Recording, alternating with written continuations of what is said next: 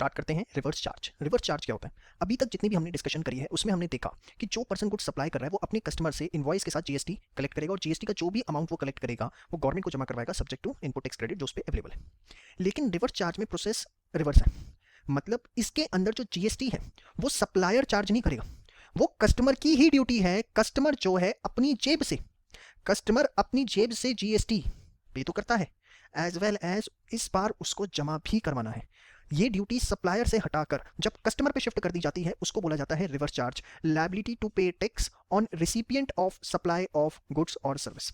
हमने देखो सबसे स्टार्टिंग में पढ़ा था कि दो चीजें होती हैं, एक होता है बर्डन। बर्डन तो अल्टीमेटली जो है वो कस्टमर पे रहता है, यस सुनो, बट लायबिलिटी या जिसको हम बोल सकते हैं ड्यूटी टू पे टैक्स, तो ड्यूटी टू पे टैक्स भी अगर कस्टमर के ऊपर आ जाए सप्लायर पे ना हो, वैसे in normal course it is on supplier, but supplier को ना जी ये ड्यूटी देके अगर यही ड्यूटी कस्टमर को दे दी जाए तो हम बोलेंगे कि जीएसटी लग रहा है under the process of reverse charge.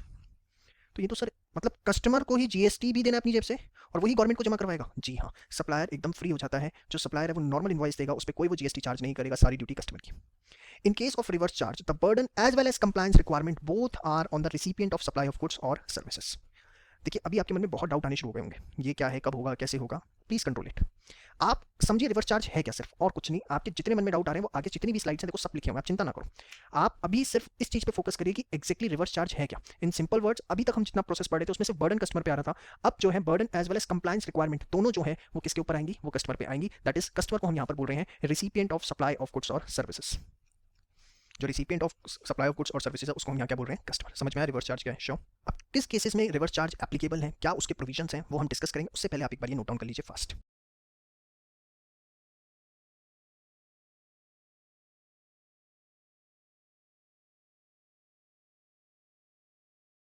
चलिए अब हम बात करते हैं कि रिवर्स चार्ज किन किन केसेस में लगता है। तो ब्रॉडली दो तरह के सिनेरियोज हैं जब रिवर्स चार्ज एप्लीकेबल होता है। पहला सिनेरियो कि बेसिकली कुछ सप्लाई को नोटिफाई किया गया है, that supply can be of goods as well as of services, जो भी हम लेटर ऑन पढ़ेंगे भी, कि कुछ सप्लाईज हैं जिनको नोटिफाई किया गया है। अगर कोई person following goods and services supply कर रहा है तो उस केस के अंदर जो रिसिपिएंट है ऑफ गुड्स एंड सर्विसेज उसको जो है जीएसटी पे करना पड़ेगा। First is dependent on the nature of supply and on nature of supplier. This scenario is covered under section 93 of CGST, SGST, UTGST act. यहाँ पर मैं आपको एक बात बताना चाहूंगा, देखिए मेन जो है हम सीजीएसटी एक्ट पढ़ते हैं, सेम हर स्टेट का अपना सेम एकदम, बस जहाँ जहाँ सेंट्रल गवर्नमेंट है वहाँ एसजी है, हर स्टेट का अपना एसजीएसटी एक्ट है या यूटीजीएसटी एक्ट है, ठीक है, और सेम हमारे पास आईजीएसटी एक्ट है।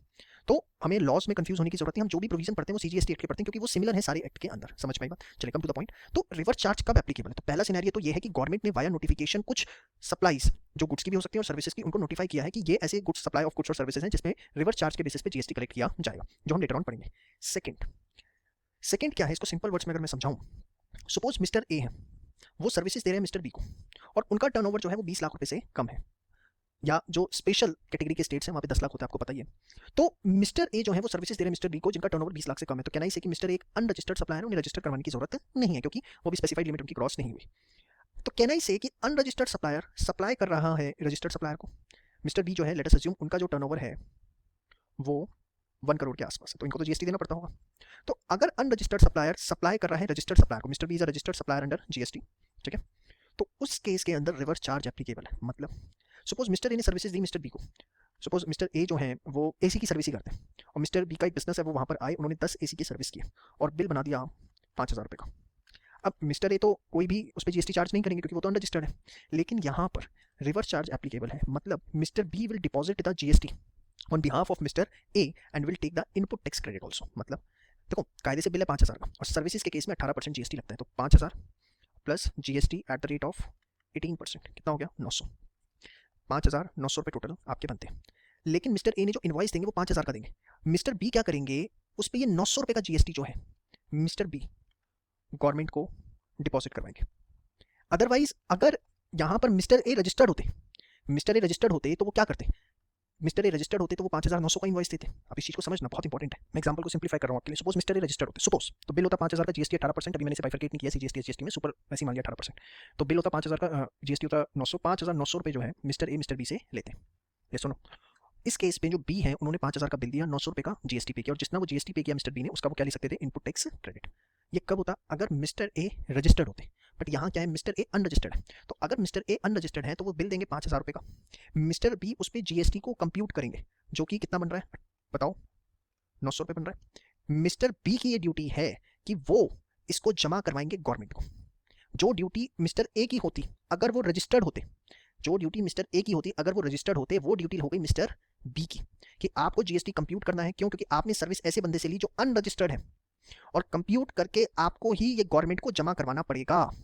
हाँ, आप इनपुट टैक्स क्रेडिट ले सकते हो जो आप वैसे लेते अगर मिस्टर ए रजिस्टर्ड सप्लायर होते। अब इस प्रोविजन का ना बड़ा डीप इंप्लीकेशन है, अगर आप समझने की कोशिश करें गवर्नमेंट ने प्रोविजन बनाया क्यों। इससे होगा क्या, देखो मिस्टर बी के ऊपर कंप्लायंस रिक्वायरमेंट बढ़ गई। मिस्टर बी के ऊपर कंप्लायंस रिक्वायरमेंट बढ़ गई मतलब सर, अब मिस्टर बी जो है अगर किसी भी अनरजिस्टर्ड सप्लायर से कोई भी सप्लाई लेते हैं तो उनको जीएसटी कंप्यूट करना पड़ेगा, गवर्नमेंट को जमा करवाना पड़ेगा। तो मिस्टर बी क्या करेंगे, ऐसे बंदे को ढूंढेंगे, ऐसे पर्सन से सर्विस लेना पसंद करेंगे, ऐसे व्यक्ति से सप्लाई लेना पसंद करेंगे जो कि रजिस्टर्ड हो।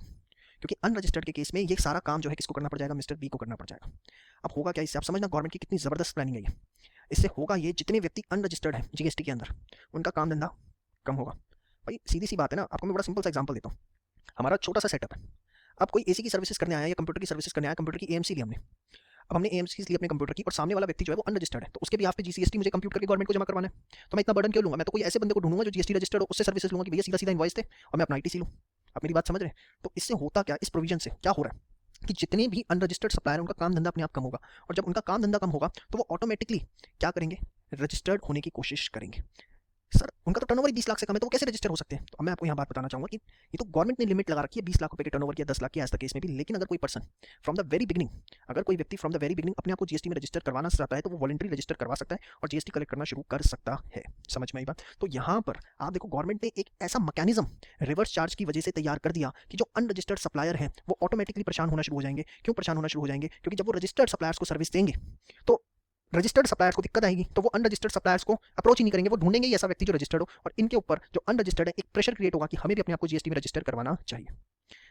इस प्रोविजन को बहुत ज़्यादा अपोज किया गया पार्लियामेंट के अंदर as well as by the industry. क्योंकि देखिए इसमें क्या है, आपको जितना ही सिंपल दिख रहा है ना, इसमें बहुत बड़ा नुकसान था। एक आप समझो, एक व्यक्ति जो चाय भी सप्लाई करने आ रहा है हमारे ऑफिस के अंदर, हमें आप समझ रहे हो उस चीज़ के लिए, अगर कोई व्यक्ति चाय भी सप्लाई कर रहा है और महीने का टी का बिल हो गया सपोज 5,000 रुपये, तो हमें उस पर भी जीएसटी कंप्यूट करके गवर्नमेंट को जमा करवाना पड़ेगा।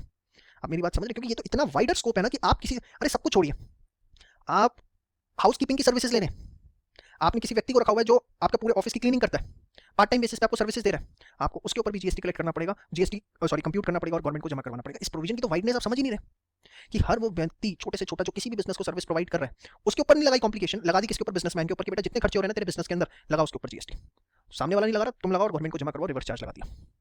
इसलिए इस प्रोविजन को इंडस्ट्री ने बहुत सख्त तरीके से अपोज किया, पार्लियामेंट में भी इसको बहुत बुरी तरीके से अपोज किया गया कि कोई भी अनरजिस्टर्ड सप्लायर अगर रजिस्टर्ड सप्लायर को सर्विस दे रहा है तो रिवर्स चार्ज एप्लीकेबल हुआ। इसका मतलब जो recipient of supply of goods और सर्विसेज है उसको जीएसटी कंप्यूट करके गवर्नमेंट को जमा करवाना पड़ेगा।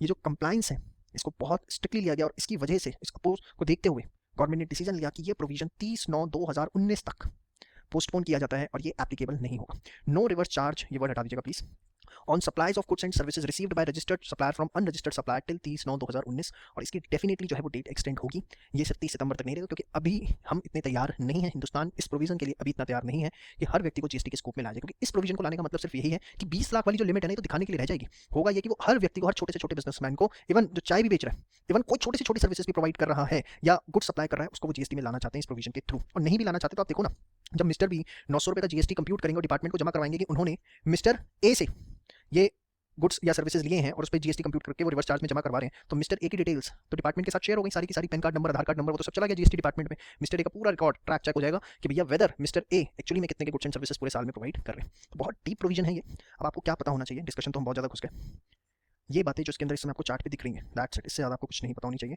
ये आपके लिए मोर देन सफिशिएंट है, इतनी जो बातें आपको पता होनी चाहिए। तो ये जो सेकंड सिनेरियो है फॉर द टाइम बिंग 30/9/2019 तक रेफर कर दिया गया, और जो फर्स्ट सिनेरियो है जिसके अंदर कुछ गुड्स एंड सर्विसेज स्पेसिफाई किए गए हैं जिसमें रिवर्स चार्ज बेसिस पे ही लगेगा, उसके बारे में हम डिस्कशन करेंगे अपने नेक्स्ट पार्ट में। उससे पहले आप ये वाला पार्ट पूरा का पूरा नोट डाउन करिए, ये करिए और ये करिए, और इसमें कौन से क्वेश्चन। चलिए आगे बढ़ने से पहले मैं आपको कैजुअल टैक्सेबल पर्सन के बारे में बताना चाहूंगा। कैजुअल टैक्सेबल पर्सन एक टर्म है जो भी हमें नेक्स्ट वीडियो में देखनी है, इसलिए आप पहले से समझ लीजिए। कैजुअल टैक्सेबल पर्सन क्या होता है। सपोज कोई पर्सन दिल्ली के अंदर है उसका प्लेस ऑफ बिजनेस जो है वो दिल्ली में है, लेकिन वो दिल्ली के अलावा कहीं और भी सर्विस प्रोवाइड कर रहा है। सपोज मैं आपको अपना एग्जांपल देते हैं, हमारा जो ऑफिस है वो दिल्ली में है। अब हमारे स्टूडेंट्स उड़ीसा में भी हैं, केरला में भी हैं, तमिलनाडु में भी हैं, कर्नाटक में भी हैं, यस और नो। तो ऐसा पर्सन जो गुड्स और सर्विसेज टैक्सेबल टेरिटरी में प्रोवाइड कर रहा है where he does not have fixed place of business, उसको बोला जाता है casual taxable person in respect of that particular taxable territory. मतलब सपोज हम दिल्ली में हैं और हमारे किसी बच्चे ने कर्नाटक के अंदर या केरला के अंदर जो है लेक्चर्स परचेज किए, तो अब हमने एक तरह से सर्विसेज जो है वो कहाँ प्रोवाइड करी हैं, सब सर्विसेज या गुड्स जो है वो हमने कहाँ प्रोवाइड करें, केरला के अंदर प्रोवाइड करें, बट केरला में तो हमारा कोई प्लेस ऑफ बिजनेस नहीं है ना, फिर भी हमें केरला के लिए अपना एक रजिस्ट्रेशन जो है वो लेना पड़ेगा।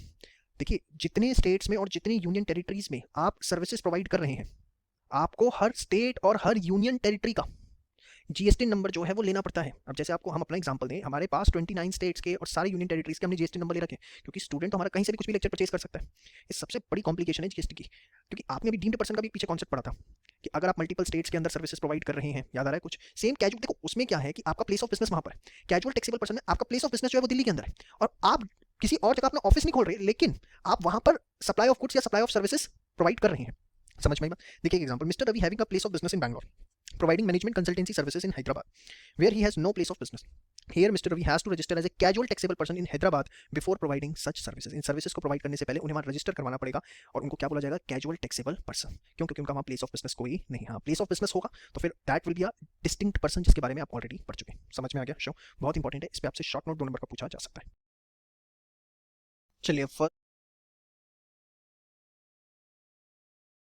चलिए फर्स्ट पार्ट पे आते हैं, जिसमें मैंने आपको बताया था there are some notified goods and services कि अगर कोई सप्लायर वो notified goods and services provide कर रहा है तो रिवर्स चार्ज के बेसिस पे जो recipient of such supply of goods and services है उसको कंप्लायंस पूरी करनी पड़ेगी। वो कौन से नोटिफाइड गुड्स एंड सर्विसेज है उसकी बात करते हैं। तो चलिए सबसे पहले हम बात करते हैं कौन से गुड्स नोटिफाइड है, ये आपको याद होनी चाहिए। Supply of goods taxable under reverse charge, goods like cashew nuts, not shell peeled, bidi wrapper leaves, tobacco leaves, supply of lottery, silk yarn, used vehicles that is second hand goods. Very important, इस पे question आता है। Seized and confiscated goods, आपको मैं बताना चाहूंगा कि seized और कॉन्फिस्केटेड में क्या डिफरेंस होता है, आपकी नॉलेज के लिए बड़े ध्यान से देखिए। सपोज आपके कोई गुड्स हैं जो कस्टम डिपार्टमेंट ने जब्त कर लिए। सपोज आप कुछ गुड्स इंपोर्ट करके ला रहे थे, आप इंपोर्ट करके दिया है, जब आप एयरपोर्ट पे पहुंचे तो पता लगा कि आप अपने गुड्स नहीं ला सकते थे, या जो प्रॉपर कस्टम ड्यूटी पे करनी चाहिए थी वो सब आपने नहीं पे करी व्हाटसोएवर। तो एयरपोर्ट पे जो कस्टम डिपार्टमेंट है उन्होंने आपके गुड्स जब्त कर ली। सीज्ड में क्या होता है, आपसे पोजेशन ले लिया जाता है, आपकी उसकी कस्टडी ही नहीं होती। समझ में? कॉन्फिस्केटेड में क्या होता है, ध्यान से देखिए। सपोज बड़ा सिंपल सा एग्जांपल देता हूँ, किसी व्यक्ति के यहाँ इनकम टैक्स की या जीएसटी की रेड पड़ी, भगवान ना करे किसी के ऐसा हो। अब इनकम टैक्स की या जीएसटी की रेड पड़ी और उसके गोडाउन को डिपार्टमेंट ने ताला लगा दिया और उस पर सील लगा दी कि भैया अब इस गोदाम से कोई माल नहीं निकलेगा, कोई भी आना जाना नहीं होगा जब तक सारे माल की काउंटिंग नहीं हो जाती कि कितना स्टॉक पड़ा हुआ है।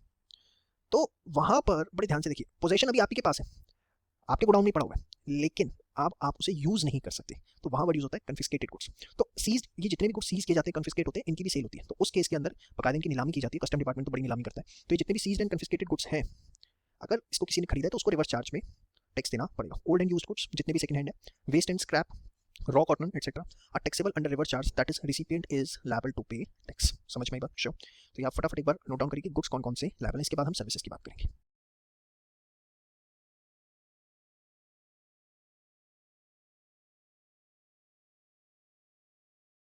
चलिए बच्चों, अभी आपने देखा कि कौन से ऐसे सप्लाई ऑफ गुड्स हैं जहां पर रिवर्स चार्ज एप्लीकेबल होगा।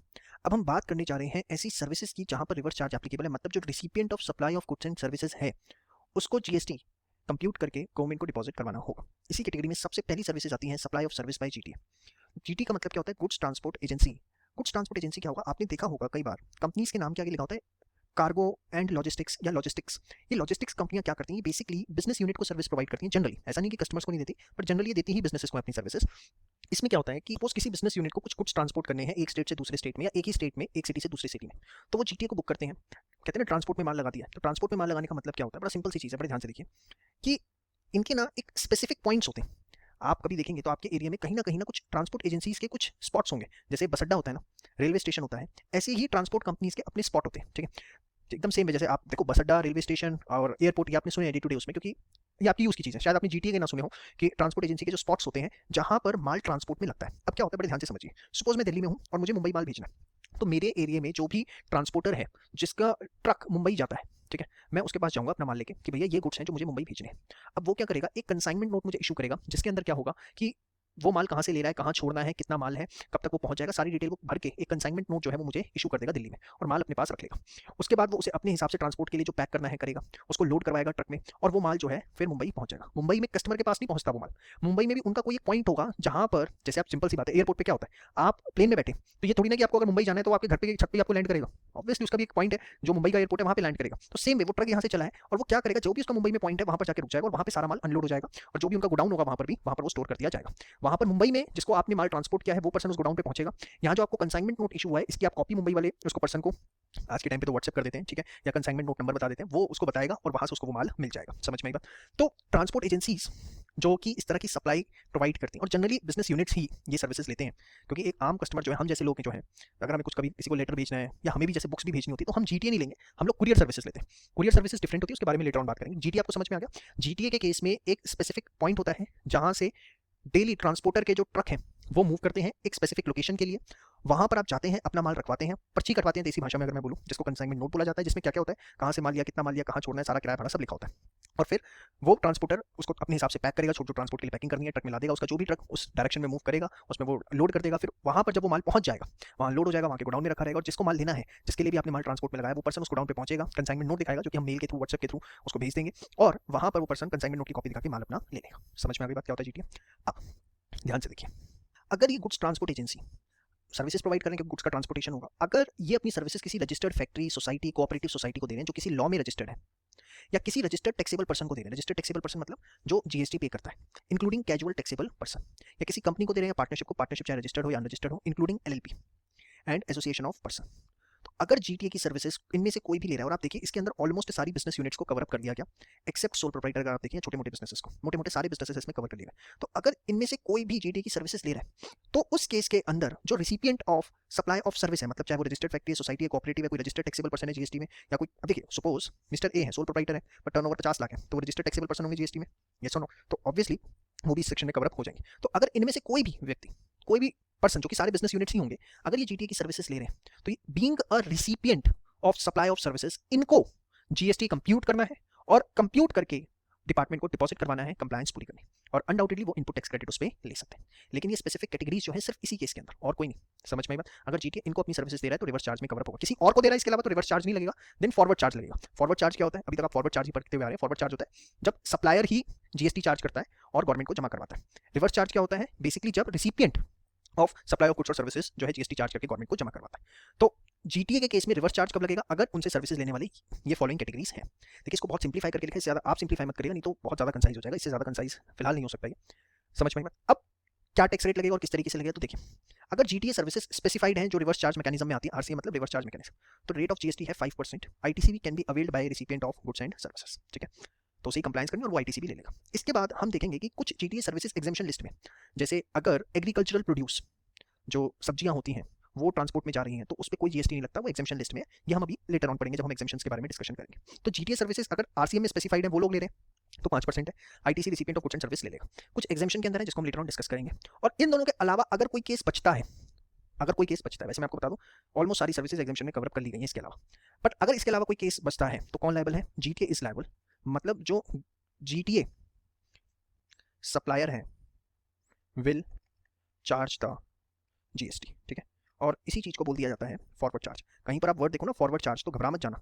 फॉरवर्ड चार्ज का मतलब क्या होता है? फॉरवर्ड चार्ज का मतलब होता है supplier will charge the GST, ठीक है। रिवर्स चार्ज क्या होता है? Recipient of supply of goods और services will compute and deposit the GST to the department, ठीक है। चलिए, तो अगर इसके अलावा कोई और केस है तो उसमें जीटीए लेवल है, मतलब जो जीटीए सप्लायर है वही जीएसटी चार्ज करेगा। किस रेट से चार्ज करेगा? तो इसमें जीटीए सर्विस प्रोवाइडर को ऑप्शन दिया गया है कि अगर वो जीएसटी चार्ज कर रहा है तो वो किसी भी रेट से कर सकता है, 5% से या 12% से, डिपेंड करता है कि वो अपनी परचेजेस पर इनपुट टैक्स क्रेडिट लेना चाहता है या नहीं लेना चाहता। वो इनपुट टैक्स क्रेडिट नहीं लेना चाहता तो फिर 5% से चार्ज कर ले, और अगर वो इनपुट टैक्स क्रेडिट लेना चाहता है तो फिर 12% से चार्ज करे। ये क्या है सर? आईटीसी लेना चाहता है। सपोज भाई जीटीए है, अपने ट्रकों की सर्विस करवाता होगा, हाँ या ना, या अपने ट्रक में कोई सामान भी लगता होगा छोटा मोटा, उसका भी ऑफिस होगा, वहाँ पे भी कुछ परचेजेस होती होंगी, तो वो परचेजेस पे या जो भी सर्विसेज लेता होगा उस पर जीएसटी पे करता होगा। तो अगर वो उनका इनपुट टैक्स क्रेडिट लेना नहीं चाहता तो फिर तो उसे 5% चार्ज करना है अपने आगे कस्टमर से भी, लेकिन अगर वो उनका इनपुट टैक्स क्रेडिट ले रहा है तो फिर वो 12% से चार्ज करेगा। एक्चुअली अदर केस से ज़्यादा ये आपके लिए इंपॉर्टेंट है कि वो आईटीसी ले रहा है या नहीं ले रहा, उसके हिसाब से रेट। ये सिर्फ जीटीए को ये बेनिफिट फिलहाल दिया हुआ है, ये आपको पता होना चाहिए। समझ में आई बात? शो तो आपको कुछ नहीं करना है, ये पूरा नोट डाउन करिए। उसके बाद ये आप पूरा नोट डाउन करिए, जो आपको चार्ट बना के दिया है, ठीक है। तो पहली सर्विस आपने पढ़ी जो रिवर्स चार्ज के अंदर कवर अप होती है, that is the supply of service bye GT, और सबसे ज़्यादा इंपॉर्टेंट ही यही है। सारी सर्विसेज एक तरफ और इकलौती है एक तरफ, बाकी नौ में कुछ भी नहीं है। ये सबसे ज़्यादा मेन है, इसको बड़े ध्यान से करिएगा, मेजर चांसेस होते हैं इस पे क्वेश्चन आने के। कितने का है?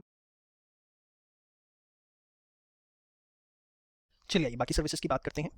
Services by advocates to any business, अगर वो किसी भी बिजनेस को सर्विसेज प्रोवाइड कर रहे हैं जो कि लोकेटेड है टैक्सेबल टेरिटरी के अंदर, तो वहां पर रिवर्स चार्ज लगेगा। मतलब जो बिजनेस यूनिट है उसको जीएसटी कंप्यूट करना है। अच्छा ठीक है, मुझे पता लाइन याद हो गई अब आपको। तो services by advocate to any business, हाँ अगर वो क्लाइंट को सर्विस प्रोवाइड कर रहे हैं एडवोकेट, तो उस केस के अंदर क्लाइंट मतलब जो हाउस होल्ड है, बिजनेस नहीं है, किसी हाउस होल्ड को अपनी सर्विसेज दे रहे हैं, तो उस केस के अंदर advocate will charge the GST. But अगर वो किसी बिजनेस यूनिट को दे रहे हैं जो कि किसी टैक्सेबल टेरिटरी मतलब इंडिया में ही है, इसमें फॉर्म ऑफ एडवोकेट्स भी आएगी, ठीक है, तो उस केस के अंदर रिवर्स चार्ज लगेगा। इसके बाद अगर हम बात करें तो अगर कोई आर्बिट्रल ट्रिब्यूनल सर्विसेज दे रही है बिजनेस एंटिटी को, आर्बिट्रल ट्रिब्यूनल कई बार जो बिजनेस एग्रीमेंट्स होते हैं, सपोज मिस्टर ए गुड्स के सप्लायर हैं और वो सपोज किसी बिजनेस को से रिलायंस लिमिटेड को गुड्स सप्लाई कर रहे हैं, तो जब ये सप्लाई कर रहे हैं इनके बीच में कोई कॉन्ट्रैक्ट हुआ, कोई एग्रीमेंट हुआ, तो उसमें लिख दिया जाता है कई बार कि अगर हमारे बीच में कोई डिस्प्यूट होता है तो सीधे हम कोर्ट में नहीं जाएंगे, हम पहले किसी आर्बिट्रल ट्रिब्यूनल में जाएंगे। आर्बिट्रल ट्रिब्यूनल क्या होते हैं? बेसिकली इनका काम होता है कि दोनों पार्टीज के बीच में जो डिसएग्रीमेंट हुआ है उसके लिए कोई मिडवे निकालना, उस पर अपना ओपिनियन देना और दोनों पार्टीज को सेटिस्फाई करना। हाँ सपोज ए और रिलायंस लिमिटेड में एग्रीमेंट हुआ, उसमें लिखा हुआ है कि इनके बीच में कोई भी डिस्प्यूट हुआ तो firstly they will approach the arbitral tribunal. कहाँ की आर्बिट्रल ट्रिब्यूनल होगी? बहुत सारी इंडिया में आर्बिट्रल ट्रिब्यूनल होती हैं जो फीस चार्ज करती हैं, और बेसिकली उसके अंदर जो रिटायर्ड जजेस होते हैं या बहुत सीनियर लॉयर्स होते हैं वो बैठते हैं, वो दोनों पार्टीज को सुनते हैं और अपना ओपिनियन दोनों के बीच में एक मिडवे निकालते हैं कि क्या होना चाहिए। हाँ अगर किसी भी पार्टी को ये लगता है कि नहीं आर्बिट्रल ट्रिब्यूनल ने हमारे फेवर में डिसीजन नहीं दिया या सही तरीका नहीं बताया या गलत है, तो thereafter they can go to the court. ये नहीं कि आप आर्बिट्रल ट्रिब्यूनल में जा रहे हो तो कोर्ट में नहीं जा सकते। बस कई बार ये होता है कि कोर्ट में जाके हम सीधे टाइम वेस्ट नहीं करेंगे, पहले हम आर्बिट्रल ट्रिब्यूनल में जाएंगे और हमारा अगर वहाँ पे कॉमन डिसीजन नहीं निकलता then we will approach to the court. तो आजकल बिजनेसेस में, बड़े बिजनेसेस में ये बड़ी कॉमन चीज़ है। तो जो भी आर्बिट्रल ट्रिब्यूनल सर्विसेज दे रही है बिजनेस एंटिटी को, वो बेसिकली उस केस के अंदर रिवर्स चार्ज लगेगा। मतलब जो बिजनेस एंटिटी है जिसने आर्बिट्रल ट्रिब्यूनल की सर्विस ली है वो जीएसटी चार्ज करेगी और गवर्नमेंट को जमा करवाएगी। समझ में आएगा? श्योर? जितना बताया सिर्फ इतना याद रखना, सारा कुछ नहीं करना। इसके बाद सेंट्रल गवर्नमेंट, स्टेट गवर्नमेंट या यूनियन टेरिटरी किसी भी बिजनेस एंटिटी को कोई भी सर्विस दे रहे हैं तो उस केस में रिवर्स चार्ज लगेगा। मतलब recipient of supply of goods और सर्विस को टैक्स कंप्यूट करके गवर्नमेंट को जमा करवाना। लेकिन एक्सक्लूडिंग ऑफ, मतलब ये वाली 4 सर्विसेज अगर हैं तो उस पर रिवर्स चार्ज नहीं लगेगा। इन 4 सर्विसेज के ऊपर अगर मैं बात करूं तो इन 4 सर्विसेज पे क्या लगेगा? Forward charge. मतलब जो सेंट्रल गवर्नमेंट या स्टेट गवर्नमेंट है वही जीएसटी अपने कस्टमर से इकट्ठा करेगी। और वो कौन सी है? Renting of immovable property, transport of goods और passengers, services in relation to aircraft या वेसल, जैसे एयर इंडिया की हो गई, services by department of post, but सारी सर्विसेज नहीं, 4 सर्विसेज हैं। स्पीड पोस्ट, आप कभी भी जाइए स्पीड पोस्ट कोई बिजनेस एंटिटी करवाए तो आप देखेंगे उस पर जीएसटी वो चार्ज करते हैं। Express parcel, life insurance services, agency services किसी भी तरीके की अगर डिपार्टमेंट ऑफ पोस्ट प्रोवाइड कर रहा है, किसको प्रोवाइड कर रहा है? किसी को भी है। क्या हो गया सर? कंफ्यूज हो गया ना? ध्यान से सुनो। सर्विसेज अगर प्रोवाइड की जा रही है सेंट्रल गवर्नमेंट, स्टेट गवर्नमेंट या यूनियन टेरिटरी के द्वारा किसी भी बिजनेस एंटिटी को, लेकिन उसमें ये 4 सर्विसेज नहीं आएंगी, मतलब इन 4 सर्विसेज पे क्या लगेगा? Forward charge. कौन सी सर्विसेज है? रेंटिंग ऑफ इमूवेबल प्रॉपर्टी, मतलब सेंट्रल गवर्नमेंट ने कोई बिल्डिंग अपनी किराए पे दी रिलायंस को, ठीक है, तो वहां पर सेंट्रल गवर्नमेंट को ही जीएसटी चार्ज करना है। ट्रांसपोर्ट ऑफ गुड्स और पैसेंजर्स, सेंट्रल गवर्नमेंट का कोई transport of goods and passenger की किसी भी तरह की कोई सर्विसेज अगर वो दे रही है कोई भी बिजनेस एंटिटी को, तो वहां पे भी रिवर्स चार्ज नहीं लगेगा। इसके बाद सर्विस, मालगाड़ियां चलती हैं सारी की सारी, तो वो भी तो ट्रांसपोर्ट ऑफ गुड्स हुआ, बिजनेस एंटिटी को जो जाती है वो service. Service in relation to aircraft और वेसल, एयरक्राफ्ट जैसे एयर इंडिया हो गया, उससे रिलेटेड कोई भी सर्विस बिजनेस एंटिटी को दी जा रही है, central government will charge GST. Department of post कोई भी सर्विस दे रहा है बिजनेस एंटिटी को bye way of speed post, express parcel, life insurance, agency services, who will charge the GST? Central government और स्टेट गवर्नमेंट और union territory will charge the GST. समझ में आई बात? हाँ, लेकिन अगर डिपार्टमेंट ऑफ पोस्ट सर्विस दे रहा है other than central government, state government, union territory और लोकल अथॉरिटी, मतलब देखिए डिपार्टमेंट ऑफ पोस्ट ये 4 सर्विसेज दे रहा है तो फॉरवर्ड चार्ज ही लगेगा। लेकिन सच बताऊं अगर यही वो services central government, state government, union territory, local authority को देता है तो उस पर जीएसटी ही नहीं लगता। तो इसलिए उन्होंने लिख दिया to other than CGST, UT और लोकल अथॉरिटी। तो मोटा मोटा आपको ध्यान रखना है central government, state government, union territory कोई भी बिजनेस एंटिटी को सर्विस देगी तो रिवर्स चार्ज लगेगा, एक्सेप्ट 4 सर्विसेज अगर renting of immovable property, transport of goods और पैसेंजर, एयरक्राफ्ट वेसल से रिलेटेड है, या डिपार्टमेंट ऑफ पोस्ट की 4 सर्विसेज है, speed post, express parcel, life insurance, agency services. बस मोटा मोटा इतना ध्यान रखना है। समझ में आई बात? श्योर? अब ध्यान से देखिए, हमने पढ़ा कि सर्विसेज दी हैं सेंट्रल गवर्नमेंट, स्टेट गवर्नमेंट या यूनियन टेरिटरी ने बिजनेस एंटिटी को, लेकिन रेंटिंग ऑफ इमूवेबल प्रॉपर्टी उसमें कवर अप नहीं था, नहीं था ना। However, if it is provided to taxable person registered under GST, reverse charge is applicable. मतलब suppose सेंट्रल गवर्नमेंट की कोई बिल्डिंग थी और वो मिस्टर ए ने रेंट पे ली और उनका टर्नओवर 50 लाख है, तो वो जीएसटी में रजिस्टर्ड है, तो इस केस में रिवर्स चार्ज लग जाएगा। मिस्टर ए को ही जो है जीएसटी कंप्यूट करके डिपार्टमेंट को जमा करवाना है। लेकिन सपोज मिस्टर बी ने ली और उनका टर्नओवर जो है मात्र 10 लाख रुपए का है। कितने का है? मात्र 10 लाख रुपए का। तो फिर जो है रिवर्स चार्ज नहीं लगेगा। तो अगर रेंटिंग ऑफ इमूवेबल प्रॉपर्टी हुआ है by central government, state government और यूनियन टेरिटरी, अरे गवर्नमेंट भी तो छोटी छोटी दुकानें किराए पे देती हैं, कितनी जगह गवर्नमेंट जो है किराए पे चीजें देती है। तो अगर वो जो किराए पे ले रहा है इमूवेबल प्रॉपर्टी, अगर वो टैक्सेबल पर्सन है तो रिवर्स चार्ज एप्लीकेबल है। बट अगर वो टैक्सेबल पर्सन अंडर जीएसटी नहीं है, टैक्सेबल सप्लायर नहीं है, तो फिर रिवर्स चार्ज एप्लीकेबल नहीं होगा। समझ में बात? शो तो आप ये सारा एक बार नोट डाउन कर लीजिए। थोड़ा इंपॉर्टेंट चीज़ें हैं, बड़े ध्यान से रिलैक्स होकर देखिए, बहुत सिंप्लीफाई करिए। बुक में तो आप देखोगे तो सच बता रहा हूँ, डर जाओगे, इतना टेक्निकल और कॉम्प्लिकेटेड मैनर में, लेकिन इतना आपको मिनिमम याद रखना है। और रिवर्स चार्ज तो एकदम याद करके दिमाग में बैठा लेना अच्छा खासा। बात करते हैं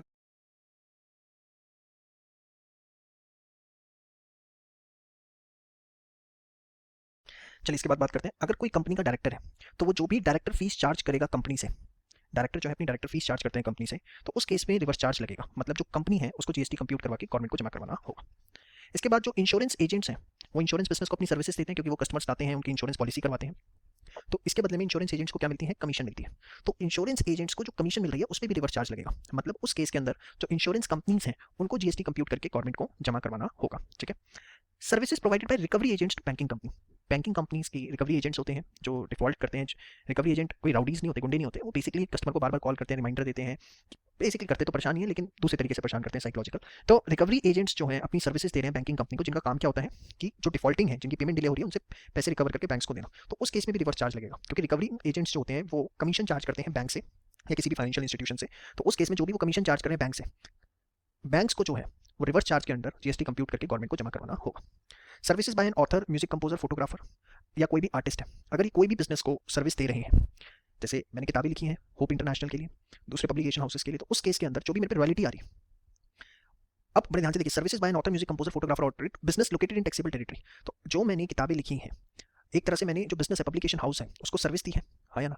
सर्विस लेने वाला कौन है? रिसीव कौन कर रहा है? Publication house. तो पब्लिकेशन हाउस जो है उसको जीएसटी कंप्यूट करना है और कंप्यूट करके गवर्नमेंट को जमा करवाना है। तो author, music composer, photographer, artist, ये अगर सर्विसेज दे रहे हैं, तो जिसको ये बिजनेस, जिस भी बिजनेस को ये सर्विस दे रहे हैं, जिसको म्यूजिक कंपोजर है वो किसी म्यूजिक कंपनी को दे रहा है, टी सीरीज को अपनी सर्विस दे रहा है, हिमेश रेशमिया या सोनू निगम ने टी सीरीज को सर्विस दी, तो टी सीरीज जो है वो जीएसटी कंप्यूट करके गवर्नमेंट को जमा करवाएगी। ऑथर्स के केस के में एक रिलीफ दिया गया है कि author can choose to pay tax under forward charge. देखिए ऑथर जो है वो अपनी सर्विसेज प्रोवाइड करते हैं पब्लिकेशन हाउस को, और पब्लिकेशन हाउस बुक्स में डील करते हैं जो कि बेसिकली जीएसटी के दायरे से बाहर है, उस पर 0% जीएसटी लगता है, उन्हें कोई टैक्स नहीं देना पड़ता। ठीक है। अब बड़े ध्यान से इस चीज को समझिएगा, क्योंकि बुक्स जो है वो एग्जेम्प्ट है, उस पर कोई जीएसटी नहीं लगता, बट ऑथर अपनी पब्लिकेशन हाउस को सर्विस दे रहा है, और अगर हम इस प्रोविजन को पढ़ते हैं रिवर्स चार्ज के, तो उस हिसाब से पब्लिकेशन हाउस को जो भी ऑथर से सर्विसेज मिली हैं, जो भी वो उसकी रॉयल्टी पेमेंट करेगा, उस रॉयल्टी पे जीएसटी अलग से जमा करवाना पड़ेगा, किसको? गवर्नमेंट को। और अगर जीएसटी जमा करवाना है तो जीएसटी लेना पड़ेगा।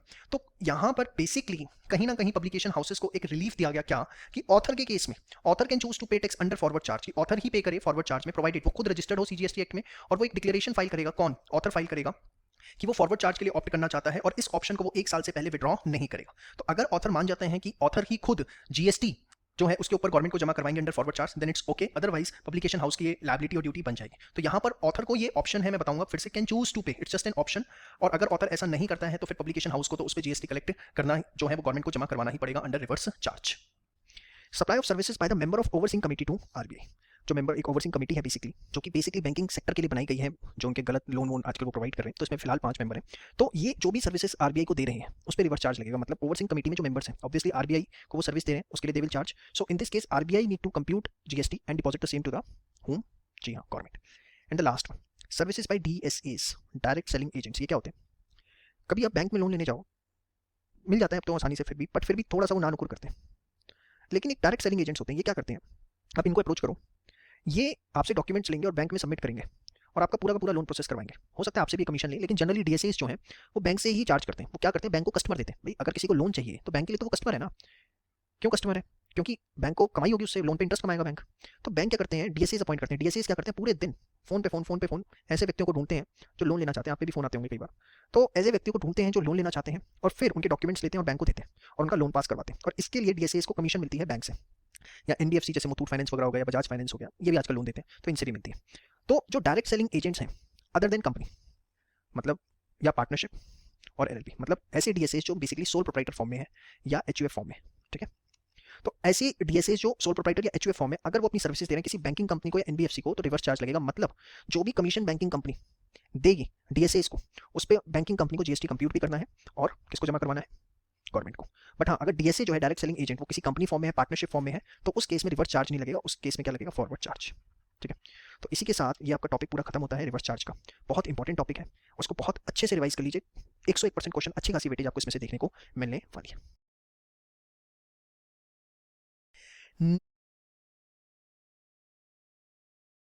चलिए मैं आपके साथ थोड़ी सी एक जनरल वोकैबुलरी डिस्कस करना चाहूँगा, जो हम आगे यूज़ भी करेंगे। देखिए लेवी का मतलब आपको पता है कि किसी भी चीज़ पे टैक्स लगेगा। अब कोई चीज़ टैक्सेबल है तो वो 2 तरीके की हो सकती है, कि उस पे जीएसटी पे करना है या वो एग्जेम्प्ट है। एग्जाम्शन का मतलब क्या होता है कि गवर्नमेंट फॉर द टाइमिंग एक नोटिफिकेशन निकाल देती है कि हाँ बाय नोटिफिकेशन ठीक है लेवी तो है टैक्सेबल तो है लेकिन फॉर द टाइमिंग हम इसे एग्जाम्प्ट करते हैं, इस पे आपको कोई टैक्स देने की जरूरत नहीं है। लेकिन एग्जाम्शन नोटिफिकेशन अगर आया है तो वो कभी भी विड्रॉ भी हो सकता है और जिस दिन विड्रॉ हो गया उस दिन से फिर आपको टैक्स देना स्टार्ट करना पड़ेगा। ठीक है, अब एक चीज और भी है, अगर कोई चीज एग्जेम्प्ट है तो सप्लायर उसके रिस्पेक्ट में इनपुट टैक्स क्रेडिट जो है वो क्लेम नहीं कर सकता, तो ये कहीं ना कहीं डिसएडवांटेज भी है। तो बहुत सिंपल सी चीज कि कोई चीज हो सकता है कि वो टैक्सेबल हो बट फॉर द टाइमिंग उसे एग्जेम्प्ट कर दिया गया हो बाय नोटिफिकेशन कि उस पर कोई टैक्स कंप्यूट करने की जरूरत नहीं। समझ में आई बात। सेकंड कैटेगरी इसमें हो सकती है जिसमें जीएसटी पे करना है। अब जीएसटी पे करना है, एक रेट हो सकता है निल रेट। निल रेट का मतलब कि 0% से जीएसटी लगेगा। अब सर 0% से लगाना है तो इससे अच्छा तो एग्जेम्पशन में लगा दूं, नहीं, निल रेट अगर लगाया है तो इसका एक फायदा है 0% से कि एटलीस्ट आप इनपुट टैक्स क्रेडिट जो है वो क्लेम कर सकते हो। ये एक फंडामेंटल डिफरेंस होता है एग्जेम्प्टेड में और निल रेटेड में। एग्जेम्प्टेड है अगर तो आप इनपुट टैक्स क्रेडिट क्लेम नहीं कर सकते, बट अगर निल रेटेड है तो आप जो है इनपुट टैक्स क्रेडिट क्लेम कर सकते हैं, या इसके अलावा जो भी अदर रेट्स प्रिस्क्राइब्ड है वो हो सकते हैं। तो लेवी का मतलब टैक्सेबल में हम बात करेंगे कि वो एग्जेम्प्ट है या जीएसटी एग्जेम्पशन बाय नोटिफिकेशन होता है, कभी भी गवर्नमेंट विड्रॉ भी कर सकती है, लेकिन अगर आपका गुड एग्जेम्प्टेड है तो आप इनपुट टैक्स क्रेडिट उस पर क्लेम नहीं कर सकते। अगर निल रेटेड है तो हाँ आप इनपुट टैक्स क्रेडिट क्लेम कर सकते हो या दूसरे रेट्स भी हो सकते हैं। ठीक है, नेगेटिव लिस्ट के अंदर अगर आपका गुड है इसका मतलब वो नॉन टैक्सेबल है, उस पर कोई जीएसटी देने की जरूरत नहीं है। समझ में आई बात। तो एक छोटी सी वकैब आपको पता होनी चाहिए थी यहाँ पर, होपफुली आपको ये समझ में आ गया, इसको आप कहीं नोट डाउन कर लीजिएगा, आगे ये वर्ड्स यूज होंगे तो आपको किसी प्रकार की कोई दिक्कत नहीं आनी चाहिए।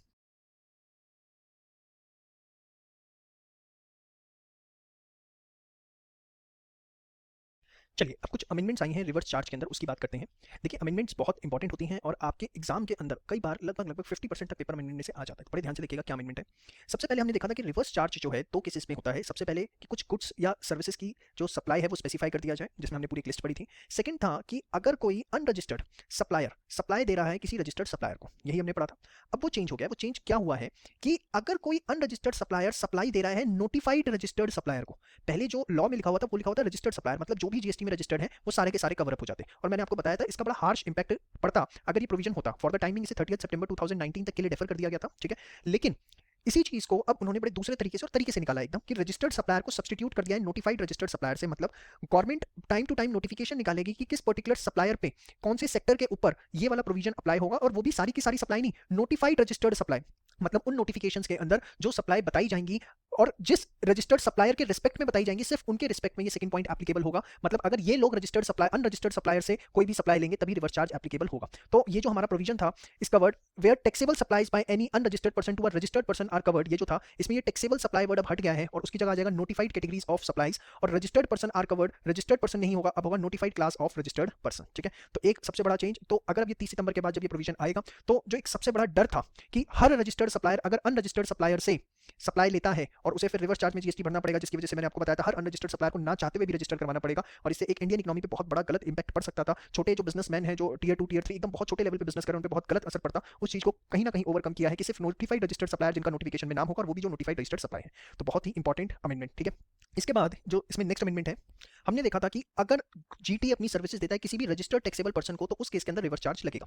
बट अगर ये रजिस्टर्ड टैक्सेबल पर्सन कोई गवर्नमेंट डिपार्टमेंट है, चाहे स्टेट गवर्नमेंट का है, चाहे सेंट्रल गवर्नमेंट का है, यूनियन टेरिटरी का, या कोई लोकल अथॉरिटी है या गवर्नमेंट एजेंसी है जो रजिस्टर्ड है under section 51 of CGST act, उस पर रिवर्स चार्ज अप्लाई नहीं होगा। एक्चुअली क्या है, जैसे टैक्स के अंदर इनकम टैक्स में टीडीएस का कॉन्सेप्ट होता है, सेम वे हमारे पास वैट के अंदर जब वैट हुआ करता था पहले जीएसटी से पहले तो टीडीएस का कॉन्सेप्ट होता था। आपको पता है टीडीएस क्या होता है कि जो सोर्स ऑफ इनकम है वहीं डिडक्ट कर लिया जाए।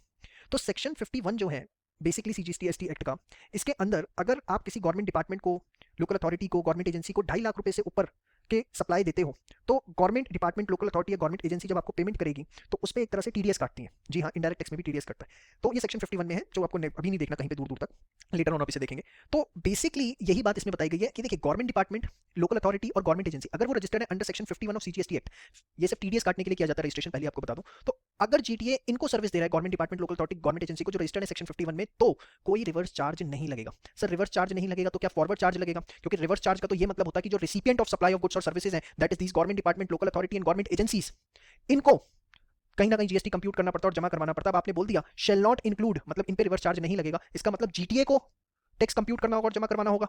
नहीं जी, ऐसा नहीं है। अभी हम आगे पढ़ेंगे कि उसको एग्जेम्प्ट कर दिया गया है। देखिए एग्जेम्पशन क्या होता है, मैं आपको बड़े सिंपल वर्ड्स के अंदर बता दूं। एग्जेम्पशन का मतलब होता है कि फॉर द टाइम बीइंग वो सप्लाई ऑफ गुड्स और सर्विसेज जो है उसको एग्जेम्प्ट कर दिया गया है, उस पे आपको कोई जीएसटी कलेक्ट करके गवर्नमेंट को जमा करवाने की जरूरत नहीं है। ये एग्जेम्पशन नोटिफिकेशन जिस डेट तक है तब तक ही, मतलब ये एग्जेम्पशन नोटिफिकेशन कभी भी गवर्नमेंट वापस ले सकती है।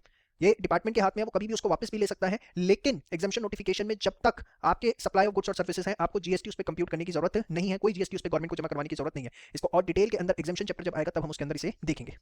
इसके बाद जो तीसरी सबसे बड़ी अमेंडमेंट आरसीएम के अंदर रिवर्स चार्ज मैकेनिज्म में आई है, 5 न्यू सर्विसेज को रिवर्स चार्ज मैकेनिज्म में जोड़ दिया गया है। ऑलरेडी हमारे पास एक स्पेसिफाइड नंबर ऑफ सर्विसेज थी, अब उसमें 5 सर्विसेज जो है और जुड़ गई हैं। पहली है services provided by business facilitator to a banking company. Business facilitator कौन होते हैं? देखिए, बिजनेस फैसिलिटेटर और बिजनेस कॉरेस्पॉन्डेंट दो चीज टर्म्स अलग अलग होती हैं। आरबीआई ने दोनों चीजें अलाउ कर रखी हैं बैंकिंग कंपनी को, बिजनेस फैसिलिटेटर भी और बिजनेस कॉरेस्पॉन्डेंट भी। बिजनेस फैसिलिटेटर कौन होते हैं? ये जनरली एनजीओज या पोस्ट ऑफिस होते हैं जो कि क्या करते हैं, पोटेंशियल बोरोवर्स जो हैं उनको आइडेंटिफाई करते हैं, उनका डेटा कलेक्ट करते हैं, बैंक के बिहाफ पे अवेयरनेस क्रिएट करते हैं कि लोगों को सेविंग्स करनी चाहिए। तो बिजनेस फैसिलिटेटर अगर कोई भी सर्विसेज प्रोवाइड कर रहे हैं बैंकिंग कंपनी को, आपको एग्जाम में आइडेंटिफाई नहीं करना होगा कि वो बिजनेस फैसिलिटेटर है या नहीं है, वो लिखा होगा कि बिजनेस फैसिलिटेटर सर्विस दे रहा है बैंकिंग कंपनी को। तो इस केस के अंदर who is the recipient of supply of services? Obviously the banking company, and under the reverse charge banking company is liable to compute the GST and deposit the same to the government. इसके बाद services provided by agents of business correspondent to business correspondent.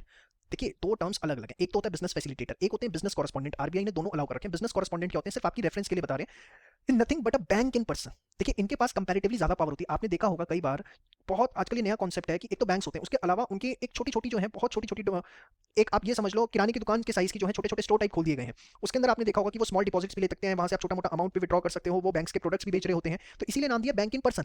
वो अपने आप में bank है, लेकिन वो उसकी एक रिस्ट्रिक्शन है, who is authorized to collect small ticket deposits and extend small credit on behalf of banks। समझ में आई बात? Business correspondent also does the following activities: recovering the principal interest, micro insurance product, selling mutual fund, selling pension product, receipt and delivery of small value remittance, other payment instrument। तो बहुत छोटे level पे जो है, जैसे generally आपने देखा होगा, अगर रूरल एरिया में तो बहुत ज्यादा देखने को मिलते हैं, और अर्बन एरिया में भी जो थोड़े से बैकवर्ड एरिया है वहां पर ये बहुत देखने को मिलते हैं, या जहाँ पे बैंक्स पे बहुत ज्यादा बर्डन है, वहां पर वो अपने बिजनेस कॉरेस्पॉन्डेंट्स जो है वो अलॉट कर देते हैं। मेन चीज मैं आपको बताना चाहूंगा जहां फंसेंगे दोनों पॉइंट्स के अंदर। देखिए, अगर बिजनेस फैसिलिटेटर बैंकिंग कंपनी को दे रहा है तो रिवर्स चार्ज लगेगा, बट बिजनेस कॉरेस्पॉन्डेंट अगर सीधे सर्विस बैंकिंग को दे रहा है तो कोई रिवर्स चार्ज नहीं लगेगा। वो तब लगेगा जब जो बिजनेस कॉरेस्पॉन्डेंट ने अगर अपने खुद के आगे एजेंट अपॉइंट कर रखे हैं, तो वो एजेंट जो है बिजनेस कॉरेस्पॉन्डेंट के, अगर वो सर्विसेज दे रहे हैं बिजनेस कॉरेस्पॉन्डेंट को, तो बिजनेस कॉरेस्पॉन्डेंट के ऊपर रिवर्स चार्ज मैकेनिज्म लगेगा। ये बहुत इंपॉर्टेंट चीज है जो आपको बता रहा हूं, यहाँ आपको एग्जाम में 101% फंसाने वाला है। बिजनेस फैसिलिटेटर अगर बैंक को सर्विस दे रहा है, रिवर्स चार्ज मैकेनिज्म लगेगा। बिजनेस कॉरेस्पॉन्डेंट दे रहा है बैंक को, तो रिवर्स चार्ज मैकेनिज्म नहीं लगेगा। लेकिन अगर एजेंट है बिजनेस कॉरेस्पॉन्डेंट का और वो बिजनेस कॉरेस्पॉन्डेंट को सर्विसेज दे रहा है, तो बिजनेस कॉरेस्पॉन्डेंट के ऊपर आरसीएम लगेगा। मतलब उसने जो अपने एजेंट से सर्विस लिया उस पर जीएसटी कंप्यूट करके उसे गवर्नमेंट को जमा करवाना होगा। बहुत इंपॉर्टेंट, बहुत मेजर चांसेस हैं इसके ऊपर क्वेश्चन आने के। ये जस्ट आपकी रेफरेंस के लिए बताया कि बिजनेस कॉरेस्पॉन्डेंट क्या होता है, नोट करने की जरूरत नहीं है। इसके बाद third point again very important, service tax में था, जीएसटी में आ गया है। सिक्योरिटी सर्विसेज अगर प्रोवाइड की गई हैं रजिस्टर्ड पर्सन को, सिक्योरिटी सर्विसेज का मतलब क्या है, जो सिक्योरिटी एजेंसी होती हैं वो सिक्योरिटी पर्सनल जो है वो प्रोवाइड करती हैं ऑफिस के अंदर, बिजनेस हाउसेस को, या जो बड़े बड़े बिजनेसमैन होते हो। तो अगर सिक्योरिटी सर्विसेज प्रोवाइड की गई हैं किसी रजिस्टर्ड पर्सन को, अदर देन, मतलब इन इस केस के अंदर कोई आरसीएम नहीं लगेगा। किस केस में? किसी कंपनी को दी गई है, किसी registered person paying tax under composition scheme. बड़ा इंपॉर्टेंट पॉइंट है, अगर किसी रजिस्टर्ड पर्सन को जो कंपोजिशन स्कीम में टैक्स दे रहा है तो भी आरसीएम नहीं लगेगा। किसी गवर्नमेंट डिपार्टमेंट को या लोकल अथॉरिटी को या कोई भी गवर्नमेंट एजेंसी जिसको टीडीएस काटना है अंडर सेक्शन 51, जिसके बारे में मैंने आपको भी बताया था पीछे, ठीक है। तो अगर सिक्योरिटी सर्विसेज दी जा रही किसी रजिस्टर्ड पर्सन को तो आरसीएम लगेगा, एक्सेप्ट इन केसेस के अंदर कोई आरसीएम नहीं लगेगा। समझ में आई बात? 3 सर्विसेज आपको समझ में आ गई जो ऐड हुई हैं। इसके बाद बात करते हैं फोर्थ सर्विसेज की, services supplied by any person by way of transfer of development right, जिसको शॉर्ट फॉर्म के अंदर टीडीआरपी बोल देते हैं, और फ्लोर स्पेस इंडेक्स। देखिए होता क्या है, बड़ा सिंपल से बताऊं आपको, जनरली लोगों पे लैंड होती है तो वो लैंड क्या करते हैं, बिल्डर को दे देते हैं, और बिल्डर जो है उसके ऊपर सिविल स्ट्रक्चर पूरा का पूरा क्रिएट करता है, कंस्ट्रक्शन करता है, और फिर आगे कस्टमर्स को बेचता है। तो अगर ट्रांसफर ऑफ डेवलपमेंट राइट है, या फ्लोर स्पेस इंडेक्स भी जिसको बोला जाता है, देखिए सेल ऑफ लैंड है, सेल ऑफ बिल्डिंग है, वो तो पूरा का पूरा आपको पता है नेगेटिव लिस्ट के अंदर है, उसकी तो बात ही अलग है। लेकिन उसकी वजह से एक एम्बिगिटी ये थी कि कई बार लोग क्या करते हैं, डेवलपमेंट राइट देते हैं कि मतलब जो लैंड है वो मेरे नाम पर ही रहेगी, लेकिन हाँ आपके पास पूरा राइट है कि आप उस पर कुछ भी डेवलप करिए और आगे किसी को बेचिए, I will not take any objection in that, and for that I am charging the consideration, so that is called as TDR. तो अगर ट्रांसफर ऑफ डेवलपमेंट राइट किया है, आपने अपनी लैंड किसी के साथ शेयर करी है, promoter provides land for construction of civil structure to developer, builder, construction company etcetera, तो वो भी रिवर्स चार्ज मैकेनिज्म के अंदर कवर अप होता है। लेकिन आरसीएम का भी कोई फायदा नहीं है, क्योंकि फॉर द टाइम बिंग इस सर्विस को जो है एग्जेम्प्ट कर दिया गया है। बस अभी आपको ये पता होना चाहिए कि 1 मार्क का क्वेश्चन पूछ सकते हैं कि अगर सर्विसेज सप्लाई की है bye any person by way of transfer of development right और फ्लोर स्पेस इंडेक्स, तो वो आरसीएम में आएगा। इसको ठीक कर लीजिएगा, यहाँ पर ना एनी पर्सन आएगा, प्रमोटर नहीं आएगा, make it correct. Any person provide land for construction of civil structure, developer, builder, construction company etcetera, ठीक है। तो अच्छा, अब आरसीएम लगता है, इसका मतलब क्या है कि जिसको भी आप दे रहे हो, जो भी उस प्रोजेक्ट को स्टार्ट कर रहा है, उसको जो है वो रिसिपिएंट हुआ, तो ऑब्वियसली उसको जीएसटी कंप्यूट करके जमा करवाना पड़ेगा। सेम वे जो सबसे फिफ्थ पॉइंट आया है, again a major amendment, long term lease of land, अगर 30 साल या उससे ज्यादा के लिए जमीन लीज पे दी जाती है to any person against consideration, तो वो भी आरसीएम है, मतलब जिसको आपने दी है वो जीएसटी उस पर कंप्यूट करेगा, गवर्नमेंट को जमा करवाएगा। लेकिन फोर्थ और फिफ्थ जो सर्विसेज है, अगेन इसको एग्जेम्पशन नोटिफिकेशन में डाल दिया गया है, supply of TDR FSI long term lease of land by land owner to a developer exempt from GST. तो फोर्थ और फिफ्थ जो है वो टाइम बिंग एग्जेम्प्ट है, कोई उस पर टैक्स देने की जरूरत नहीं है। लेकिन फर्स्ट, सेकंड, थर्ड जो है वो एग्जेम्प्ट नहीं नहीं है उस पर आरसीएम लगेगा। Renting of motor vehicle to a body corporate, अगर कंपनी को मोटर व्हीकल रेंट पे दिया गया, मोटर व्हीकल में हर चीज़ आ जाती है, गाड़ी, ट्रक, टेम्पो, भाई कंपनीज जो होती हैं उनको कुछ ट्रांसपोर्ट करने के लिए मोटर व्हीकल ऑन रेंट लेती हैं, अपने इंप्लॉइज को कैब फैसिलिटी हो सकता है प्रोवाइड कर रही हो, तो कुछ भी renting of motor vehicle to a body corporate और by person other than body corporate, मतलब जो सप्लायर ऑफ सर्विस है वो बॉडी कॉर्पोरेट नहीं होना चाहिए। सप्लायर ऑफ सर्विस जो है वो या तो इंडिविजुअल हो, एचयूएफ हो, पार्टनरशिप हो, एलएलपी हो, सब चलेगा, लेकिन अदर देन बॉडी कॉर्पोरेट होना चाहिए। तो उस केस के अंदर रिवर्स चार्ज लगेगा, मतलब बॉडी कॉर्पोरेट जो है वो रिसिपिएंट ऑफ सर्विस है तो वो अंडर रिवर्स चार्ज जो है उस पर जीएसटी गवर्नमेंट को डिपॉजिट करवाएगी। इसमें छोटी सी कंडीशन ये रखी है कि जो सप्लायर ऑफ सर्विस है वो भी रजिस्टर्ड है, लेकिन paying CGST at the rate of 2.5% on renting of motor vehicle with ITC only on input service in same line of business. देखिए ज्यादा अच्छा तो ये आपको इनपुट वाले चैप्टर में समझ में आता है, लेकिन मैं थोड़ा सा आपको बता दूं, paying CGST at the rate of 2.5%, तो सीजीएसटी 2.5 है तो एसजीएसटी भी सेम होगा, मतलब टोटल रेट जीएसटी का क्या हो गया 5%, मतलब वो जो सप्लायर ऑफ सर्विस है वो रजिस्टर्ड है और वो 5% से जीएसटी पे कर रहा है अपनी service renting of motor vehicle पे, और इनपुट टैक्स क्रेडिट वो सिर्फ किस पे ले रहा है, इनपुट सर्विसेज पे ले रहा है in the same line of business. मतलब देखो हो सकता है ये सप्लायर ऑफ सर्विस जो है वो दो तरह के इनपुट्स यूज करता हो, एक इनपुट गुड्स और एक इनपुट सर्विसेज। ये क्या है सर, मैं आपको छोटे से एग्जांपल से समझाता हूँ, ध्यान से देखिए। भाई मोटर व्हीकल है, मोटर व्हीकल की सर्विस करवाता होगा, ठीक है, सर्विस ऑफ मोटर व्हीकल, तो वो क्या है, इनपुट सर्विसेज है। इनपुट गुड्स जैसे कोई पार्ट रिप्लेस किया मोटर व्हीकल का, ठीक है, तो उस केस के अंदर वो क्या है, इनपुट गुड है, तो इनपुट गुड पे आईटीसी नहीं लेगा, सिर्फ इनपुट सर्विस पे लेगा वो इंडिविजुअल एचयूएफ। ये जस्ट आप एक बार रीड करके छोड़ दो, इससे ज्यादा कुछ नहीं, बस मोटा मोटा इतना याद रखो, renting of motor vehicle to a body corporate by person other than body corporate, ठीक है, ये बाय डिफॉल्ट आपको बस एक बार रीड करके छोड़ देना। इसके बाद services of lending of securities under security lending scheme 1997 of SEBI, ये क्या है बड़े ध्यान से सुनिएगा, बहुत इंपॉर्टेंट। देखिए होता क्या है, जो इन्वेस्टमेंट फर्म्स होती हैं वो कई बार सिक्योरिटी बोरो करती हैं, मतलब शेयर्स हो गए, डिवेंचर्स हो गए। जैसे मिस्टर ए हैं, मिस्टर ए के पास किसी कंपनी के 5 लाख शेयर्स हैं, ठीक है, और उसको एक पर्टिकुलर इन्वेस्टमेंट फर्म ने, से कोई भी ले लो, शेर खान ले लो, शेर खान ने बोरो किया। अब शेर खान मिस्टर ए से 5 लाख शेयर्स बोरो करके क्या करेगी सर, एक्चुअली क्या है, देखो शेर खान जो है उसका काम ही क्या, मार्केट में, स्टॉक मार्केट में ट्रेड करना, तो वो मिस्टर ए से बोरो करती है सो दैट उन शेयर से वो मार्केट में ट्रेडिंग कर सके, सेल परचेज कर सके और मुनाफा कमा सके। तो under this scheme an investment firm borrow security against collateral, और इन्वेस्टमेंट फर्म जब बोरो करती है 5 लाख शेयर उधार लेगी मिस्टर ए से, तो उसके बदले में कुछ ना कुछ collateral, cash, gold mister A को देगी। और यहाँ पे बोरिंग में क्या होता है, मिस्टर ए जब मिस्टर ए एक तरह से उधार दे रहे हैं, वो लेंडर है, और इन्वेस्टमेंट फर्म जो है वो कौन है, वो बोरोवर है, और मिस्टर ए कौन है, लेंडर है। तो जब लेंडर बोरोवर को अपने शेयर्स देता है तो उसकी ओनरशिप भी किसके नाम पे ट्रांसफर हो जाती है, बोरोवर के नाम पे ट्रांसफर हो जाती है, सो दैट जो इन्वेस्टमेंट फर्म है उन शेयर से मार्केट में ट्रेड कर पाए। तो अब बेसिकली यहाँ पे देखो, मिस्टर ए लेंडर है, इन्वेस्टमेंट फर्म बोरोवर है, उसने मिस्टर ए ने अपने शेयर्स दिए इन्वेस्टमेंट फर्म को, इन्वेस्टमेंट फर्म उससे ट्रेड करेगी, मिस्टर ए को वो कुछ ना कुछ लेटर लगवाएगी, प्लस कुछ ना कुछ अमाउंट भी एज एन इंटरेस्ट या समथिंग देगी। तो यहाँ पे सप्लायर ऑफ सर्विस कौन है, lender, lender in case are mister A, और रिसिपिएंट ऑफ सर्विस कौन है, borrower, that is the investment firm. तो जो रिवर्स चार्ज है इसके अंदर अब बताओ कौन टैक्स पे करता है, रिसिपिएंट ऑफ सर्विस, मतलब जो बोरोवर है दैट इज इन्वेस्टमेंट फर्म, उसकी ये ड्यूटी बनती है कि अगर उसने सिक्योरिटीज उधार पे ली हैं तो उस पे जो भी सर्विस अमाउंट है उस पे जीएसटी कंप्यूट करके गवर्नमेंट को डिपॉजिट करवाए। ये इंपॉर्टेंट है, एग्जाम में आपसे पूछा जा सकता है कि कौन सी सर्विसेज रिवर्स चार्ज में आएंगी, कौन सी नहीं, और हो सकता है उसमें ये नाम आपको देखने को मिले।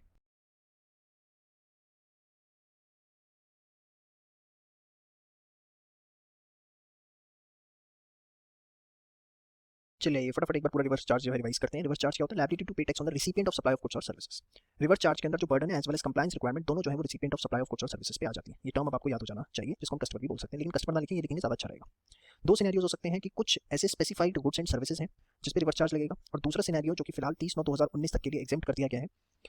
जो दूसरा सिनेरियो है उसके अंदर क्या था कि अगर कोई रजिस्टर्ड सप्लायर अनरजिस्टर्ड सप्लायर से किसी भी तरह का कोई भी गुड्स या सर्विसेज लेता है, रजिस्टर्ड सप्लायर अनरजिस्टर्ड सप्लायर से कोई भी गुड्स लेता है या सर्विसेज लेता है, तो उस केस में जो रजिस्टर्ड सप्लायर है उसके ऊपर रिवर्स चार्ज लग जाएगा। If unregistered supplier supply to registered dealer, reverse charge is applicable here. Reverse charge is applicable means mister B will deposit the GST on behalf of mister in, will take the ITC, ठीक है।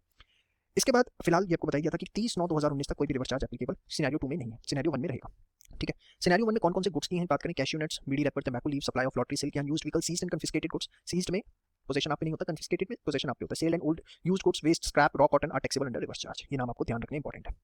इसके बाद casual taxable person, अगर कोई person जिसका place of business एक state में but वो मल्टीपल स्टेट्स में सर्विसेज दे रहा है या गुड सप्लाई कर रहा है, तो हर स्टेट का उसमें रजिस्ट्रेशन करवाना पड़ेगा। हाँ, उसका हर स्टेट में प्लेस ऑफ बिजनेस है तो फिर वो डीम्ड पर्सन कहलाएगा, डिस्टिंक्ट पर्सन कहलाएगा। लेकिन अगर वो हर प्लेस पे अपना रजिस्टर्ड ऑफिस नहीं रखता है, प्लेस ऑफ बिजनेस नहीं रखता है स्टेट के अंदर, तो उस केस में से रजिस्ट्रेशन करवाना पड़ेगा वहाँ पर, और वो कैजुअल टैक्सेबल पर्सन कहलाएगा, जिसका हमने एग्जांपल भी देख लिया था। फिर कौन कौन सी सप्लाई आती है इसके अंदर, तो सबसे पहले सबसे इंपॉर्टेंट था गुड्स ट्रांसपोर्ट एजेंसी, जो कि मैंने आपको बताया था, इनके ट्रांसपोर्ट कंपनीज होती हैं जो स्पेसिफिक पॉइंट से गुड्स लेती हैं, स्पेसिफिक पॉइंट पे डिलीवर करती हैं। वहाँ पे जाइए, आप अपना माल दे दीजिए उनको, आपको कंसाइनमेंट नोट इशू करेंगे जिसमें सारी डिटेल्स होंगी, आपको बता देंगे कब तक माल पहुंचेगा। वो कंसाइनमेंट नोट जो है उसका व्हाट्सएप, मेल या कुरियर से आप सामने वाली पार्टी को भेज दीजिए। जब माल वहाँ पहुंच जाएगा तो उसके बाद वो पर्सन जाके कंसाइनमेंट नोट की कॉपी दिखाएगा, उसे गुड्स मिल जाएंगे। इसमें वो loading, unloading, packing, unpacking, temporary warehouse में रखना जब तक माल ट्रक में नहीं चढ़ जाता या वहाँ पर आके कस्टमर नहीं लेता, सारी सर्विसेज इंक्लूड होती है, और ये कंसाइनमेंट गवर्नमेंट नोट इशू करता है। अगर ये सर्विसेज दे रहे हैं आप किसको, registered factory society, cooperative society को जो किसी लॉ में रजिस्टर्ड है, या किसी ऐसे पर्सन को जो जीएसटी में रजिस्टर्ड है, कैजुअल टैक्सेबल पर्सन को, किसी कंपनी पार्टनरशिप को, पार्टनरशिप चाहे रजिस्टर्ड है अनरजिस्टर्ड है including LLP association of person, तो उस केस के अंदर रिवर्स चार्ज लगेगा। Specified for reverse charge mechanism तो 5% रेट लगना है। आईटीसी जो है वो कौन लेगा, recipient of goods and recipient of supply of goods and services. ठीक है, एक एग्जेम्पशन लिस्ट पढ़ेंगे, वहाँ पर कोई रिवर्स चार्ज नहीं, कुछ नहीं, वो एग्जेम्प्ट है, जैसे एग्रीकल्चर प्रोड्यूस। इसके अलावा कोई केस है तो हमने देखा तो जीटीए सर्विस प्रोवाइडर है, उसको जीएसटी जो है चार्ज करना पड़ेगा और गवर्नमेंट को जमा करवाना पड़ेगा। इस चीज को हम फॉरवर्ड चार्ज बोलते हैं। अब रेट क्या होगा, अगर वो इनपुट टैक्स क्रेडिट नहीं लेना चाहता तो 5%, लेना चाहता है तो फिर 12% का रेट लगेगा। इसके बाद अगर एडवोकेट किसी बिजनेस को सर्विस प्रोवाइड कर रहे हैं तो रिवर्स चार्ज लगेगा, इसमें फॉर्म ऑफ एडवोकेट्स भी आएगी। लेकिन एडवोकेट अगर कंज्यूमर्स को दे रहे हैं, सीधे कंज्यूमर इन द सेंस जो हाउस होल्ड्स है, तो फिर रिवर्स चार्ज नहीं लगेगा। आर्बिट्रल ट्रिब्यूनल अगर बिजनेस एंटिटी को सर्विसेज दे रही है तो रिवर्स चार्ज लगेगा, मतलब बिजनेस एंटिटी जो है जीएसटी कंप्यूट करके गवर्नमेंट को जमा करवाएगी। ये मैंने आपको एग्जांपल दिया था कि आजकल क्या होता है, एग्रीमेंट्स में लिख दिया जाता है कि हम सीधे कोर्ट में नहीं जाएंगे, पहले आर्बिट्रल ट्रिब्यूनल में जाएंगे, और वहां पे अगर हमारा सेटलमेंट नहीं होता तो फिर हम कोर्ट में जाएंगे। Central government, state government, union territory अगर किसी भी बिजनेस को अपनी सर्विसेज दे रही है, एक्सेप्ट कौन सी सर्विसेज को छोड़ के, रेंटिंग ऑफ रिमूवेबल प्रॉपर्टी, जिसमें कि अगर वो किसी टैक्सेबल पर्सन को दे रहे हैं जो रजिस्टर्ड है जीएसटी में, तो फिर हमारा रिवर्स चार्ज लग जाएगा। ट्रांसपोर्ट ऑफ गुड्स और पैसेंजर्स, या वो सर्विस दे रहे हैं रिलेशन टू एयरक्राफ्ट और वेसल, या डिपार्टमेंट ऑफ पोस्ट, ये 4 सर्विसेज जा रही हैं तो वहाँ रिवर्स चार्ज नहीं लगेगा। ठीक है, हाँ अगर सीजी एसजी में को ही डिपार्टमेंट ऑफ पोस्ट सर्विसेज दे रहा है तो वहाँ पर मैं आपको बता दूं टैक्सेशन ही नहीं होता।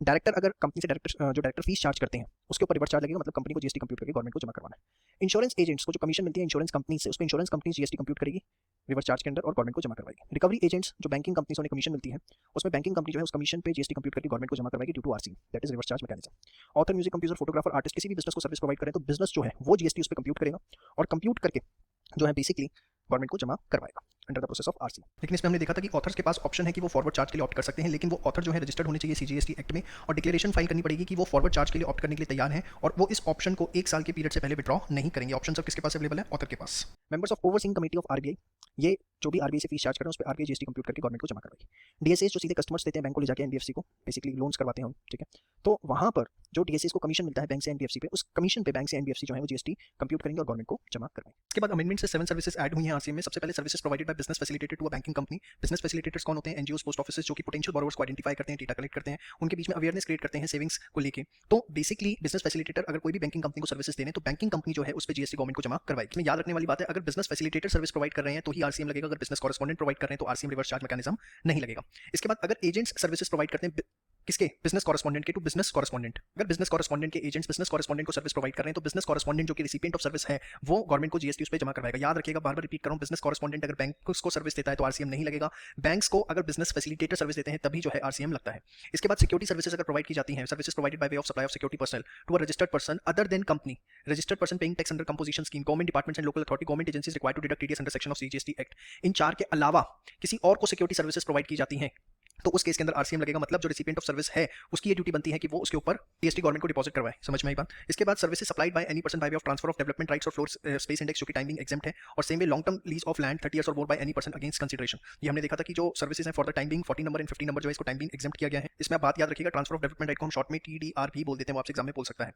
इसके बाद renting of motor vehicle to a body corporate, अगर किसी बॉडी कॉर्पोरेट को व्हीकल मोटर व्हीकल रेंट पे दिया गया है by person other than body corporate तो वहां भी आरसीएम लगेगा। अदर देन बॉडी कॉर्पोरेट का मतलब can be individual, HUF, partnership, LLP, और वो जो रजिस्टर्ड पर्सन है वो भी जीएसटी पे करता है एट द रेट ऑफ 2.5% और आईटीसी लेता है सिर्फ किसका, इनपुट सर्विसेज का, इनपुट गुड्स का नहीं लेता। ये मैंने आपको बड़ी क्लियरली बता दिया। इनपुट सर्विसेज मतलब वो अपने बिजनेस में जो सर्विसेज लेता है सिर्फ उसका इनपुट लेगा, गुड्स का नहीं लेगा। इसके बाद services of lending of securities under security lending scheme 1997 of SEBI. इसके अंदर क्या होता है, इन्वेस्टमेंट फर्म्स जो होती हैं वो स्टॉक्स जो होते हैं, शेयर्स जो होती हैं वो बोरो करती हैं सो दैट वो मार्केट के अंदर ट्रेड कर सकें। अब यहाँ पर जो व्यक्ति उधार दे रहा है इन्वेस्टर, लेंडर है वो, और रिसिपिएंट ऑफ सर्विस कौन कर रहा है, बोरोवर, जिसको हम बोलते हैं इन्वेस्टमेंट फर्म। तो इन्वेस्टमेंट फर्म जो कि बेसिकली क्या कर रही है, शेयर्स उधार ले रही है, किससे ले रही है, किसी इन्वेस्टर से ले रही है सो दैट वो मार्केट में ट्रेड कर सके। इसके अगेंस्ट वो कुछ ना कुछ कंसीडरेशन प्रोवाइड करेगी। अब यहाँ पर सप्लायर ऑफ सर्विस लेंडर है, रिसिपिएंट ऑफ सर्विस बोरोवर है, तो ये बोरोवर की ड्यूटी है कि वो उस पर जीएसटी कंप्यूट करके कंसीडरेशन पे गवर्नमेंट को डिपॉजिट करवाए। Under this scheme an investment form borrow security against collateral when securities loan title are also transfer to borrower for goods.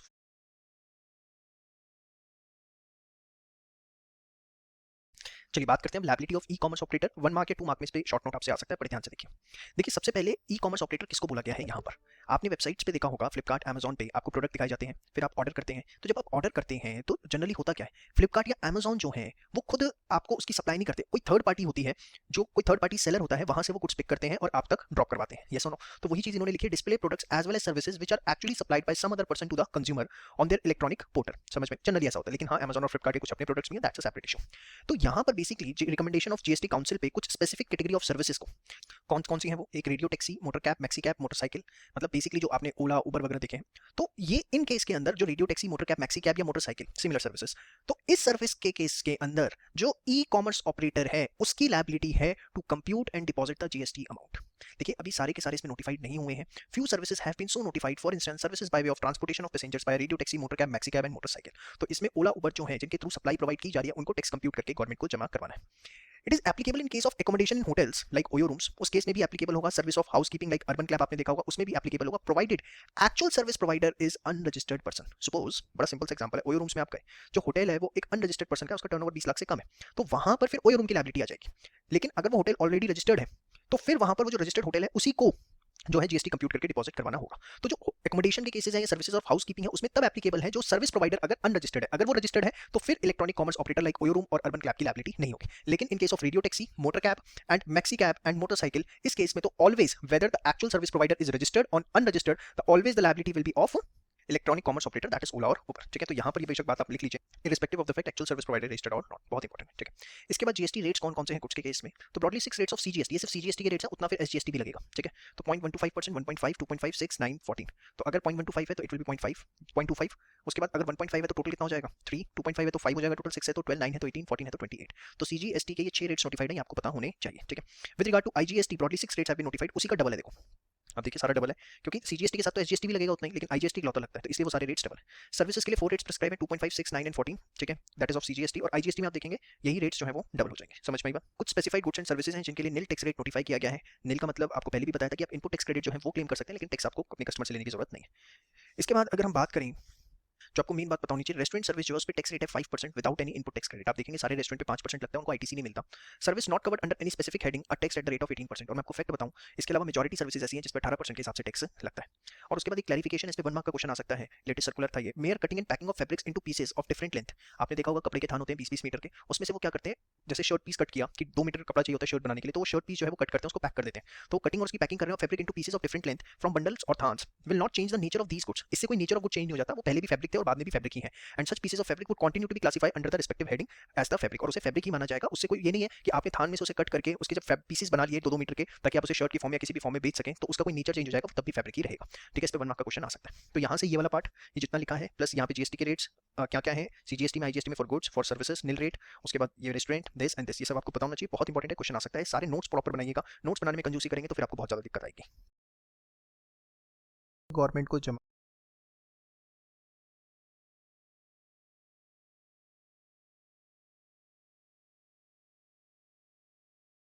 चलिए बात करते हैं सबसे इंपॉर्टेंट टॉपिक की, that is the composition levy. बहुत इंपॉर्टेंट टॉपिक है, बड़े ध्यान से देखिएगा।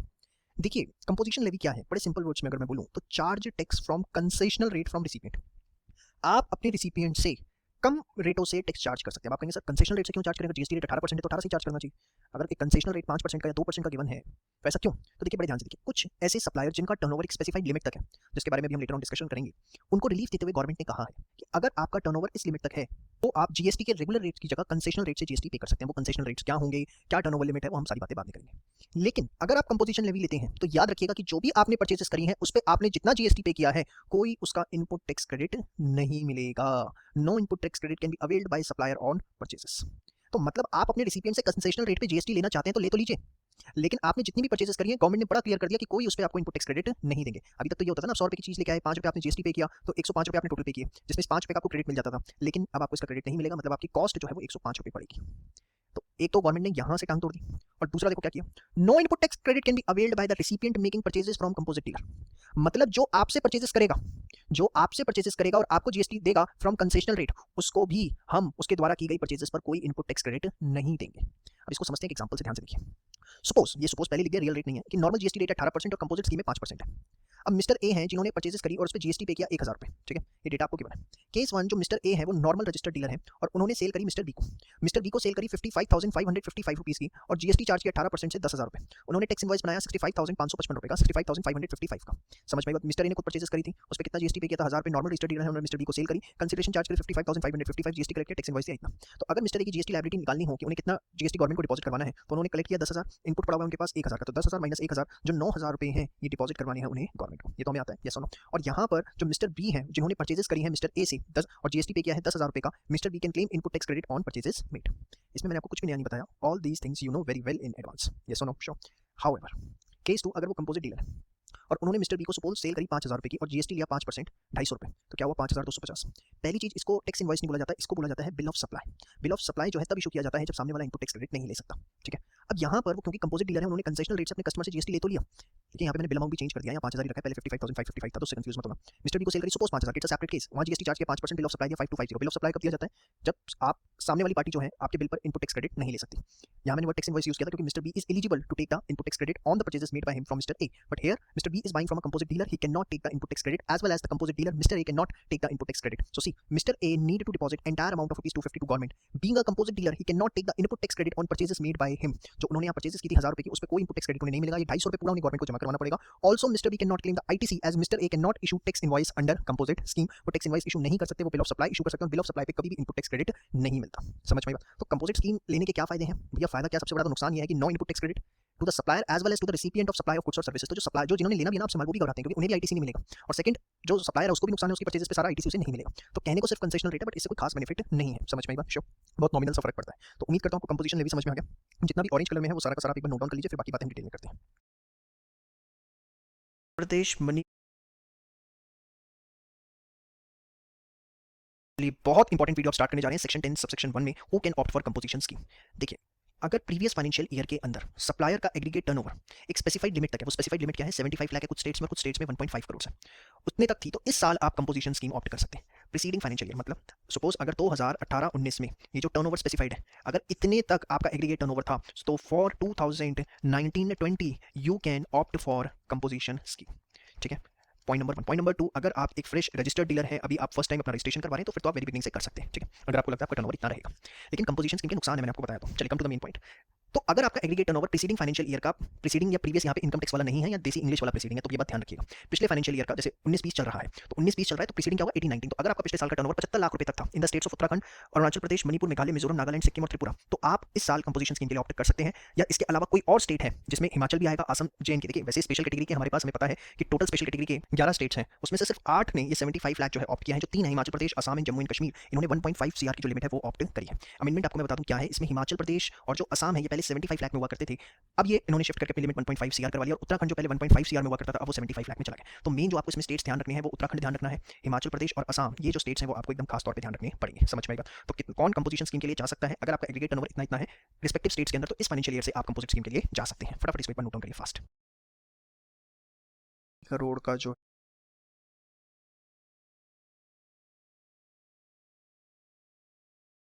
चलिए आगे बात करते हैं। अब एग्रीगेट टर्नओवर का मतलब क्या है? ये बहुत इंपॉर्टेंट है, बड़े ध्यान से देखिएगा कि जब आप बात करते हैं कि पिछले साल का टर्नओवर देखना है तो उसमें क्या क्या आएगा। तो देखिए जितनी भी सप्लायर ने सप्लाईज करी हैं, चाहे इंटर स्टेट चाहे इंट्रा स्टेट, वो सारी आएंगी, बट उनको छोड़ के जिन पे टैक्स पेबल था अंडर रिवर्स चार्ज मैकेनिज्म, अगर आरसीएम में recipient of supply of goods and services जो है उसको अगर जीएसटी कंप्यूट करके डिपॉजिट करवाना था, तो वो जो है सप्लायर के टर्नओवर में इंक्लूड नहीं होगा। प्लस अगर उसने कोई एग्जेम्प्टेड सप्लाई, देखिए एग्जेम्प्टेड वर्ड लिखा हुआ है, नॉन टैक्सेबल नहीं लिखा हुआ। मैंने आपको बताया था एग्जेम्प्टेड अलग होती हैं और नॉन टैक्सेबल अलग होती है। नॉन एग्जेम्प्टेड जो होती हैं वो टैक्सेबल तो होती हैं, but for the time being उन पे कोई टैक्स देने की जरूरत नहीं होती, उसको नोटिफिकेशन के थ्रू एग्जेम्प्ट किया होता है। तो यहाँ पे जब आप एग्रीगेट टर्नओवर देखेंगे तो सिर्फ वो वाली सप्लाईज नहीं देखेंगे जिन पे टैक्स, एग्जेम्प्टेड सप्लाई जो है उनको भी देखा जाएगा, बट हाँ जो भी नेगेटिव लिस्ट की सप्लाई है उसको नहीं देखा जाएगा। क्यों? क्योंकि वो नॉन टैक्सेबल होती है। बात मैं लिख देता हूँ, not to include non taxable supply specified in negative list, ठीक है, एग्जेम्प्टेड लेनी है। लेकिन एक्सपोर्ट ऑफ गुड्स और सर्विसेज, जितना भी उसने एक्सपोर्ट किया है गुड्स एंड सर्विसेज का, तो उस पे जीएसटी पेबल नहीं होता, लेकिन वो भी इसके अंदर लेना है, ठीक है। दिस एक्सक्लूड्स, क्या क्या इसमें नहीं आएगा? कोई भी सेंट्रल टैक्स का अमाउंट जीएसटी अगर चार्ज किया है, सिर्फ सेल्स का अमाउंट लेना है, कोई टैक्स जीएसटी से कुछ भी चार्ज किया वो नहीं आएगा। कुछ इंटरेस्ट है लोन्स डिपॉजिट एडवांसेस पे, तो उसको भी एक्सक्लूड करना है। सपोज आपने अपने क्रेडिटर को जो है एडवांस दे रखा था, उस पे आपने कुछ उसको इंटरेस्ट मिला, या सपोज बैंक में आपके कुछ पैसे पड़े हुए थे डिपॉजिट्स में, उस पे आपको कोई इंटरेस्ट मिला, तो वो सब इसके अंदर इंक्लूड नहीं होगा, ठीक है। कई होता है ना बिजनेस में सरप्लस पैसे हो जाते हैं तो उसकी एफडी करवा दी जाती है रिजर्व्स के लिए, या वो बैंक में सेविंग्स अकाउंट में थोड़े से ट्रांसफर कर दिए जाते हैं कि भैया इसकी जरूरत नहीं है, छोड़ो इसे साइड में रखो, जब जरूरत होगी तब बिजनेस से विड्रॉ करेंगे। तो उस केस के अंदर उस पे अगर कोई इंटरेस्ट मिला है तो वो टर्नओवर का पार्ट नहीं है। ये भी एक लेटेस्ट पार्ट है, अमेंडमेंट है, इसको जरा अच्छे से करना, ठीक है, क्लियर। और ये जो एग्रीगेट टर्नओवर है ये आपके हर बिजनेस के लिए, हर जीएसटी के लिए सेपरेट नहीं देखा जाएगा। मैं आपको सिंपल सा एग्जांपल देता हूँ। अभी आपने देखा था हर स्टेट के लिए आपको सेपरेट जीएसटी लेना है, आप अलग अलग बिजनेस कर रहे हैं तो आप अलग अलग जीएसटी ले सकते हैं। अलग अलग बिजनेस में मैंडेटरी नहीं होता, बट आप ले लेते हैं। तो सपोज आपने एक, देखिए जब जीएसटी के लिए अप्लाई करना होता है आपको पैन नंबर देना पड़ता है, परमानेंट अकाउंट नंबर जो इनकम टैक्स में चलता है, इनकम टैक्स डिपार्टमेंट इशू करता है। तो एक पैन पे आपने जितने भी जीएसटी नंबर ले रखे हैं, चाहे 100 जीएसटी ले रखे हैं, वो 100 के 100 मिलाकर, अगर आपने सपोज मल्टीपल बिजनेसेस कर रखे हो, सबका आपने अलग अलग जीएसटी ले रखा है 100 बिजनेसेस, तो वो सारे के सारे मिला करके this is to be verify on one PAN. ये नहीं कि हर जीएसटी का अलग अलग नंबर है तो आपको हर उसमें अलग अलग एग्रीगेट टर्नओवर देखना है।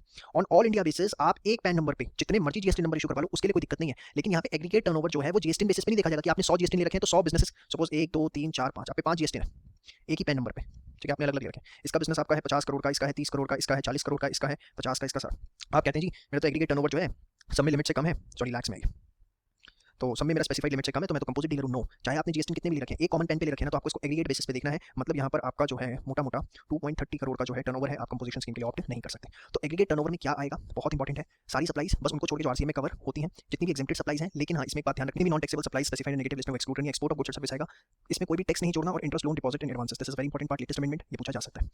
और ये हमें वन पेन पे वेरीफाई करना है ऑल इंडिया बेसिस पे। आपने नंबर ऑफ जीएसटी कितने रखे हैं इससे कोई फर्क नहीं पड़ता, समझ में आई बात, नोट डाउन कर लीजिए फास्ट सारा। इसके ऊपर आपसे प्रैक्टिकल क्वेश्चन एक छोटा सा जो है 2 नंबर का पूछा जा सकता है, ठीक है। जैसे कि सपोज आपको टोटल सप्लाईज गिवन है 70 लाख की, जिसमें 20 लाख रुपए की आरसीएम में गई है। एग्जेम्प्टेड सप्लाईज हैं 30 लाख की दी, नॉन टैक्सेबल सप्लाईज में 40 लाख की, एक्सपोर्ट्स की 10 लाख की, interest on advances 20 lakh. Whether supplier of Delhi can opt for composition scheme. तो देखिए टोटल सप्लाईज है 70 लाख, जिसमें 20 लाख आरसीएम है, तो इसमें तो हम 50 लाख देखेंगे। हमें एग्रीगेट टर्नओवर निकालना है ना, 50 लाख लेंगे, एग्जेम्प्टेड लेनी होती है, नॉन टैक्सेबल नहीं लेनी होती, एक्सपोर्ट लेनी होती है, इंटरेस्ट नहीं लेना होता। तो टोटल अगर आप देखें तो एग्रीगेट टर्नओवर जो है 90 लाख है। तो आप सबसे पहले इस क्वेश्चन का आंसर कैसे लिखेंगे कि for the purpose of composition scheme aggregate turnover includes all supplies excluding those on which tax payable under RCM, exempted supplies as well as exports of goods or services. However, this does not include central tax, GST charge, cess, interest on loan, deposits, advances. पूरा आपने law लिखा, फिर लिखेंगे accordingly under this question the supplier has provided the aggregate turnover of rupees, ये आप calculation करके दिखाएंगे 90 लाख रुपए की। Since, फिर उसके बाद आप लिखेंगे कि since the aggregate turnover is less than the limit specified of 1.5 crore, therefore he can opt for composition scheme। तो इस तरीके का 2 से 3 नंबर का क्वेश्चन इस पे देखने को मिल सकता है, लेकिन आपको पूरा लिखना है एग्रीगेट टर्नओवर क्या है, फिर कंप्यूटेशन दिखानी है, और फिर आपको ये पॉइंट भी लिखना है कि हाँ लिमिट 1.5 करोड़ है, इस वजह से 1.5 करोड़ के अंदर अंदर होने की वजह से वो कंपोजिशन स्कीम के लिए ऑप्ट कर सकता है। समझ में आई बात? तो ये बहुत ही इंपॉर्टेंट वीडियो आपने किया, और इस पे पूरे पूरे चांसेस हैं आपसे एग्जाम में क्वेश्चन पूछे जाने के।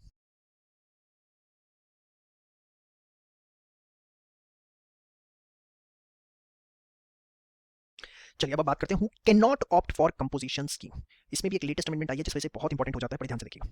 अगर आप इंटर स्टेट सप्लायर हैं गुड्स के, मतलब जिस भी स्टेट में आपका प्लेस ऑफ बिजनेस है, उस स्टेट से बाहर अगर आप गुड्स बेचते हैं, सेल करते हैं, सप्लाई करते हैं, तो आप कंपोजिशन स्कीम में ऑप्ट नहीं कर सकते। तो सबसे बड़ा ड्रॉबैक कि अगर आप कंपोजिशन स्कीम में हैं तो विद इन अ स्टेट ही आप गुड्स को सप्लाई कर सकते हैं, आउटसाइड द स्टेट जो है आप गुड्स सप्लाई नहीं कर सकते। सर सर्विसेज कर सकते हैं, तो अभी आप 5th पॉइंट का वेट करिए, आपका ये डाउट भी क्लियर हो जाएगा। उसके बाद पर्सन सप्लाई गुड्स थ्रू ई कॉमर्स ऑपरेटर। अगर आप ई कॉमर्स ऑपरेटर के थ्रू, ई कॉमर्स ऑपरेटर जो कि आपके गुड्स को डिस्प्ले करते हैं और फिर आपको ऑर्डर देते हैं, लाइक Amazon, फ्लिपकार्ट, उनके थ्रू अगर आप गुड्स बेच रहे हैं, या आप ओला, उबर, ओयो किसी पे भी है, देखिए यहाँ कोई कंडीशन है, अगर आप ई कॉमर्स ऑपरेटर के थ्रू गुड्स सप्लाई कर रहे हैं तो फिर आप कंपोजिशन स्कीम के लिए ऑप्ट नहीं कर सकते। मैन्युफैक्चरर ऑफ आइसक्रीम, पान मसाला और टबैको, ये भी कंपोजिशन स्कीम के लिए ऑप्ट नहीं कर सकते। इसके बाद manufacturer and supplier of aerated water. Aerated water simple words में जिसमें एयर ऐड की जाती है, जिसको कार्बोनेटेड वाटर भी कहते हैं, जैसे कोका कोला, मिरिंडा, स्प्राइट, ये सब एरेटेड वाटर होते हैं। तो विद इफेक्ट फ्रॉम 1 अक्टूबर 2019 इनके मैन्युफैक्चरर या इनके सप्लायर जो है वो कंपोजिशन स्कीम के लिए ऑप्ट नहीं कर सकते। They are not eligible to opt for composition scheme with effect from 1 October 2019। तो एक तरह से जो मैन्युफैक्चरर ऑफ आइसक्रीम, पान मसाला और टबैको थे, अब इसके अंदर एक नाम जो नया जुड़ गया है, that is the aerated water, और ये कब से, with effect from 1/10/2019 they can not opt for composition scheme. Casual taxable person, जिसके बारे में हमने ऑलरेडी पहले डिस्कशन कर लिया था कि अगर आपका प्लेस ऑफ बिजनेस एक जगह लेकिन आपको फॉर द टाइमिंग दूसरे स्टेट में सर्विसेज देनी पड़ती है, तो फिर आप कैजुअल टैक्सेबल पर्सन होते हैं, वहां आपको रजिस्ट्रेशन करवाना पड़ता है, तो आपका वहां प्लेस ऑफ ऑफिस बिजनेस नहीं है। या कोई भी नॉन रेजिडेंट टैक्सेबल पर्सन जो है वो भी कंपोजिशन स्कीम के लिए ऑप्ट नहीं कर सकता। ये तो 4 इंपॉर्टेंट पॉइंट है, कॉमन है। लेकिन अब जो नई चीज है, बड़े ध्यान से देखिए, नई चीजों से क्वेश्चन आने के चांसेस बहुत ज्यादा होते हैं। प्योर सर्विस प्रोवाइडर, मतलब अगर आप सिर्फ सर्विसेज प्रोवाइड करते हैं तो आप जो है कंपोजिशन स्कीम ऑप्ट नहीं कर सकते, अदर देन रेस्टोरेंट सर्विसेज। जो रेस्टोरेंट सर्विस प्रोवाइडर है, जो रेस्टोरेंट्स हैं वो भी एक तरह से सर्विस प्रोवाइड कर रहे हैं, तो वो जो है कंपोजिशन स्कीम के लिए ऑप्ट कर सकते हैं, और उनके लिए 5% का फ्लैट रेट है। In case person supply service other than restaurant services, बड़े ध्यान से देखना, this is the most important point that I am going to discuss now. In case, एक मिनट रुकिए, in case person supply service other than restaurant services, अगर आप service supply कर रहे हैं, सर अभी तो आपने बताया सर्विस सप्लाई कर रहे हैं, तो आप कंपोजिट डीलर ही नहीं बन सकते, सिर्फ रेस्टोरेंट सर्विस प्रोवाइडर जो है वही कंपोजिट डीलर बन सकता है। अब यहाँ आप लिख रहे हैं इन case person supply service other than restaurant service he can opt for composition scheme, वो भी कंपोजिशन स्कीम के लिए ऑप्ट कर सकता है। पहले तो बिल्कुल ही नहीं कर सकता था प्योर सर्विस प्रोवाइडर, लेकिन अब अगर व्यक्ति सर्विसेज सप्लाई कर रहा है, और ये सर्विसेज कौन सी, अदर देन रेस्टोरेंट, क्योंकि रेस्टोरेंट सर्विस प्रोवाइडर को तो सीधा बोला हुआ कि भैया आप ले सकते हो composition scheme 5%। He can opt for composition scheme provided value of supply of services shall not exceed the 10% of turnover or rupees 5 lakh whichever is higher। कोई व्यक्ति अगर सर्विस प्रोवाइड कर रहा है तो वो कंपोजिशन स्कीम के लिए ऑप्ट कर सकता है अगर उसकी जो value of supply of services है, मतलब जितनी की वो सर्विसेज सप्लाई कर रहा है, वो जो है 10% ऑफ टर्नओवर या रुपीस 5 लाख से ज्यादा नहीं होनी चाहिए। अब ये है क्यों, ऐसा क्यों किया गया, बड़े ध्यान से सुनिएगा। एक्चुअली क्या होता है, कई बार कोई व्यक्ति गुड्स भी सप्लाई कर रहा होता है एज वेल एज सर्विसेज भी दे रहा होता है, लेकिन सर्विसेज का अमाउंट जो है वो बहुत कम होता है, सर्विसेज की जो वैल्यू है वो बहुत कम होती है। सबसे छोटा सा एग्जांपल अगर मैं दूं, आपके आसपास कोई इलेक्ट्रिशियन की शॉप होगी, वहां से आप ट्यूब लाइट या कोई भी इलेक्ट्रिक कंपोनेंट इक्विपमेंट जो है, छोटे मोटे जो फिटिंग्स के होते हैं, वो आप परचेज करते होंगे, साथ में उसको फिट करवाने के लिए वहीं से आप जो भी इंजीनियर है उनको भी बुलाते होंगे। अब हुआ क्या, छोटा छोटा सा एग्जांपल देता हूँ कि सपोज आपने कुछ घर की वायर फिटिंग वगैरह चेंज करवानी थी, उसके लिए आपने 1000 रुपये का सामान लिया और उन्हीं को बोल दिया कि भैया आप किसी को भेज देना जो इसको चेंज कर देंगे, तो उन्होंने 1000 रुपये प्लस 100 रुपीज चार्ज कर लिए फॉर द इंजीनियरिंग चार्जेस करके, या लेबर चार्जेस जो भी आप उसे समझे। अब 1100 का बिल बना, उसमें व्यक्ति ने 1000 रुपये का आपको गुड्स दिए और 100 rupees charge for the services. अब यहाँ देखो वो सर्विस प्रोवाइडर भी है। पहले क्या था, अब ध्यान से समझिए, पहले ये दिक्कत आती थी कि अगर आप सर्विस प्रोवाइडर है, जैसे ये भी सर्विस प्रोवाइडर बन गए, तो ये कंपोजिशन स्कीम ले ही नहीं सकते थे। क्योंकि ये सर्विस प्रोवाइडर भी होगा, सर्विस प्रोवाइडर में सिर्फ रेस्टोरेंट वालों को अलाउड था। तो ये प्रॉब्लम जब काउंसिल के सामने गई, डिपार्टमेंट के सामने गई, तो इस पे डिस्कशन हुआ और उन्होंने कहा कि ऐसे सप्लायर जो गुड्स और सर्विसेज दोनों सप्लाई कर रहे हैं, लेकिन सर्विसेज का वैल्यू जो है वो 10% ऑफ टर्नओवर या ₹5 लाख व्हिचएवर इज हायर, इससे ज्यादा नहीं है, तो वो भी कंपोजिशन स्कीम के लिए ऑप्ट कर सकते हैं। एग्जांपल से समझिए, सपोज मिस्टर ए है, उनका टर्नओवर है टोटल 80 लाख रुपए का। मिस्टर ए जो है उनका टर्नओवर कितने का है? 80 लाख रुपए का, जिसमें including service of ₹6 lakh, 6 lakh रुपए की उन्होंने साल भर में सप्लाई ऑफ सर्विस भी करी। तो 10% ऑफ टोटल टर्नओवर कितना हो गया? 80 लाख का 10% 8 लाख, और सब अमाउंट स्पेसिफाइड कितना है? 5 लाख, और हमें दोनों में से हायर देना होता है, दैट इज 8 लाख। मतलब 8 लाख रुपए तक की अगर वो सर्विसेज सप्लाई करते हैं तो वो कंपोजिशन स्कीम के लिए ऑप्ट कर सकते हैं। और इन्होंने यहाँ पे सप्लाई ऑफ सर्विस कितना किया है? 6 लाख। फिर लॉ यही कहता है ना 10% ऑफ टर्नओवर, 80 लाख का 10% दैट इज 8 लाख, अमाउंट कितना स्पेसिफाइड है? 5 लाख, दोनों में से हायर लेना है, इतने तक की आप सप्लाई ऑफ सर्विस कर सकते हो। Here mister is supply of services are within the limit specified, therefore he can opt for composition scheme. Yes और no? Would your answer be different if turnover is 40 lakh including supply of service of 6 lakh? क्या आपका answer different होता अगर उनकी जो total turnover है वो 40 लाख होता है, जिसमें सप्लाई ऑफ सर्विस 6 लाख है? तो 40% का 40 लाख का 10% comes out to be 4 lakh, amount specified 5 lakh, दोनों में से हायर कितना है? 5 लाख, ठीक है। और ये सप्लाई ऑफ सर्विस कितना दे रहे हैं? 6 लाख। तो ये विद इन अ लिमिट नहीं है, now he can not opt for composition scheme. Mister is not eligible for composition scheme as supply of services more than prescribed limit, ठीक है। तो ये एक नई बात जो उन्होंने जोड़ी है, जो आपको पता होनी चाहिए, इस पे क्वेश्चन आने के बहुत बहुत चांसेस हैं। लेटेस्ट पॉइंट है, इंपॉर्टेंट पॉइंट है, क्वेश्चन आने के फुल इसके ऊपर चांसेस हैं। देखिए जितने पार्ट में मैं लिख दूंगा कि इंपॉर्टेंट है पूरे जीएसटी में, उसको तो बहुत ही अच्छे से प्रिपेयर कर लेना, ये नहीं कि बाकी छोड़ देना और मेरे पीछे पढ़ना कि सर आपने कहा था कि वो भी करना है, लेकिन इसको और अच्छे से फोकस से करना है। और इसकी जो इंपॉर्टेंट लिख रहा हूं इसके लिए एक अलग से पेपर पेन लेके एक छोटी सी कॉपी बना लो, पहले आती थी 2 रुपए वाली कॉपी बोलते थे, पता नहीं शायद 5-7 रुपए की होगी वो, तो छोटी कॉपी लेके उस पे जो है वो इंपॉर्टेंट पॉइंट जिसमें मैं लिख रहा हूं, ये जो लेटेस्ट अमेंडमेंट्स हैं, चेंजेस हैं, इसको आप सारा का सारा उस पे नोट डाउन करते रहिए। समझ में आई बात? क्लियर? श्योर? अब इसके बाद एक छोटी सी बात आपको बताना चाहूंगा, अगर person providing supply of restaurant services and other services can also opt for composition scheme provided the value of other services and supply of goods shall not exceed the 10% of turnover ₹5 lakh whichever is higher। अगर restaurant service provider कोई दूसरी services भी दे, देखिए ये नहीं है कि वो बंदा रेस्टोरेंट सर्विस दे नहीं सकता, इसी अमेंडमेंट को दूसरे एंगल से आप देखिए, अगर रेस्टोरेंट सर्विस प्रोवाइडर दूसरी सर्विसेज दे रहा है, सपोज रेस्टोरेंट सर्विस प्रोवाइडर है, ठीक है, सारी सर्विसेज वहाँ पे दी जा रही है, बट एक छोटा सा बाहर उन्होंने बच्चों के खेलने का छोटा सा एक अम्यूजमेंट पार्क टाइप कह सकते हैं बना रखा है, आपने देखा होगा हाईवे पे बड़े कॉमन सी चीज़ है रेस्टोरेंट्स के सामने, वहाँ पे एक बड़ा नॉमिनल अमाउंट आपने 10 रुपये का टिकट का लगा रखा है ताकि आपको कस्टमर्स मिलते रहे, बच्चे एंटरटेनमेंट होता है बच्चों का। तो रेस्टोरेंट सर्विसेज के साथ आप अदर सर्विसेज भी दे रहे हैं, वो भी कंपोजिशन स्कीम के लिए ऑप्ट कर सकते हैं। ये नहीं है कि भैया वो अदर सर्विसेज दे रहे हैं, प्योर रेस्टोरेंट सर्विसेज नहीं दे रहे तो वो कंपोजिशन स्कीम नहीं ले सकते। हाँ, लेकिन उनके लिए भी सेम बात अप्लाई होती है कि उनका जो दूसरी सर्विसेज वो प्रोवाइड कर रहे हैं, दूसरे सप्लाई ऑफ गुड्स जो दे रहे हैं, उसका जो अमाउंट है वो 10% ऑफ टर्नओवर या 5 लाख, इससे ज्यादा नहीं होना चाहिए। तो जस्ट आपकी अंडरस्टैंडिंग के लिए मेन पॉइंट क्या था वो मैंने आपको बता दिया। तीनों चीजें बहुत अच्छे से नोट डाउन करिए, 101% क्वेश्चन आने के इस पे चांसेस हैं। और बीटा, चलिए बात करते हैं conditions to be specified for composition scheme. ये आप मेनली पढ़ चुके हैं। सबसे पहले कोई इनपुट टैक्स क्रेडिट क्लेम नहीं किया जा सकता। Dealer can not supply exempted goods, exempted supply can be supplied. Wow, ये एग्जेम्प्टेड सर्विसेज हुआ। जो कंपोजिट डीलर के लिए स्कीम के लिए ऑप्ट करना चाहता है वो अब एग्जेम्प्टेड गुड्स जो है वो सप्लाई नहीं कर सकता। मतलब पिछले साल तक उसने एग्जेम्प्टेड गुड्स सप्लाई किए, दैट्स अ सेपरेट इशू, वो हमने उसके एग्रीगेट टर्नओवर में भी इंक्लूड किया, जो कि आपने यहाँ पर देखा मेरे साथ कि एग्रीगेट टर्नओवर निकालते हुए एग्जेम्प्टेड सप्लाईज हमने ली। लेकिन जिस साल से वो कंपोजिशन स्कीम के लिए ऑप्ट कर रहा है उस साल से वो एग्जेम्प्टेड गुड्स सप्लाई नहीं कर सकता, वो सिर्फ एग्जेम्प्टेड सर्विसेज हैं तो वो सप्लाई कर सकता है। Tax pair has to pay tax at normal rates for transaction under RCM, जिन पे आरसीएम लगेगा वो नॉर्मल रेट से देंगे, उन पे कंपोजिशन स्कीम अप्लाई नहीं होगी। If a taxable person has different segments of business under the same PAN, they must register all such businesses under the scheme collectively और opt out of the scheme. ये बात मैंने आपको बताई थी, एक पेन पे अगर आपने मल्टीपल जीएसटी ले रखे हैं तो हर किसी का सेपरेट आपको एग्रीगेट टर्नओवर नहीं देखना, एग्रीगेट बेसिस पे देखना है। इसके लिए एग्जांपल भी दिया है, सपोज मिस्टर ए डीलिंग करें दो तरह के प्रोडक्ट में, अल्फा और बीटा, कंपोजिट डीलर है, can composite dealer can be opted for any single product से अल्फा और बीटा। वो चाहते हैं कि अल्फा के लिए मैं कंपोजिशन स्कीम ले लूं, बीटा के लिए ना लूं, तो ऐसा पॉसिबल नहीं है क्योंकि एग्रीगेट बेसिस पे देखा जाता है। Would your answer be different if mister A has taken separate GST for products alpha and beta on same PAN? तो उससे भी कोई फर्क नहीं पड़ता, no answer will remain same as turnover limit to be check on PAN not on GST, ठीक है। इसके बाद tax payer has to mention the word composition taxable person on every notice sign board displayed prominently at their place of business. उसको से लिखना पड़ेगा कि हम कंपोजिशन टैक्सेबल पर्सन है, जो कि आप अपने ऑफिस के बाहर बोर्ड लगाते हैं या कोई भी नोटिस डिस्प्ले करते हैं लाइक दैट, ठीक है। और कंपोजिट सप्लाई को जो ऑप्ट करता है वो टैक्स इनवॉइस इशू नहीं करता, वो इशू करता है बिल ऑफ सप्लाई, और हर बिल ऑफ इनवॉइस पे उसे मेंशन करना है कि वो कंपोजिशन टैक्सेबल पर्सन है। The tax person has to mention the word composition taxable person every bill of supply issued by him, ठीक है। तो इंपॉर्टेंट है, कई बार क्वेश्चन आपसे पूछा जा सकता है, 3 से 4 नंबर का ये सारे पॉइंट्स आपको इस तरीके से उसमें लिखकर आने, फटाफट इसको नोट डाउन कर लीजिएगा विद एग्जांपल। इसमें फिलहाल कोई अमेंडमेंट चेंजेस नहीं है, लेकिन क्वेश्चन बहुत इंपॉर्टेंट है।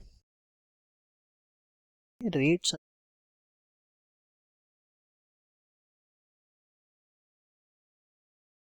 चलिए बात करते हैं रेट्स अंडर कंपोजिशन स्कीम। तो मैन्युफैक्चरर को 1% से, रेस्टोरेंट सर्विस प्रोवाइडर को 5% और इसके अलावा अदर सप्लाई जो एलिजिबल है कंपोजिशन स्कीम के लिए उस पे 1%।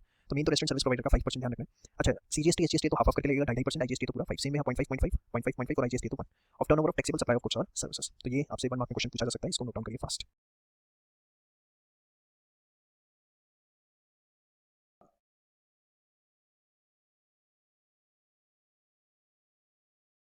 चलिए अब जो दूसरे रिलेवेंट पॉइंट है बड़े ध्यान से देखिएगा।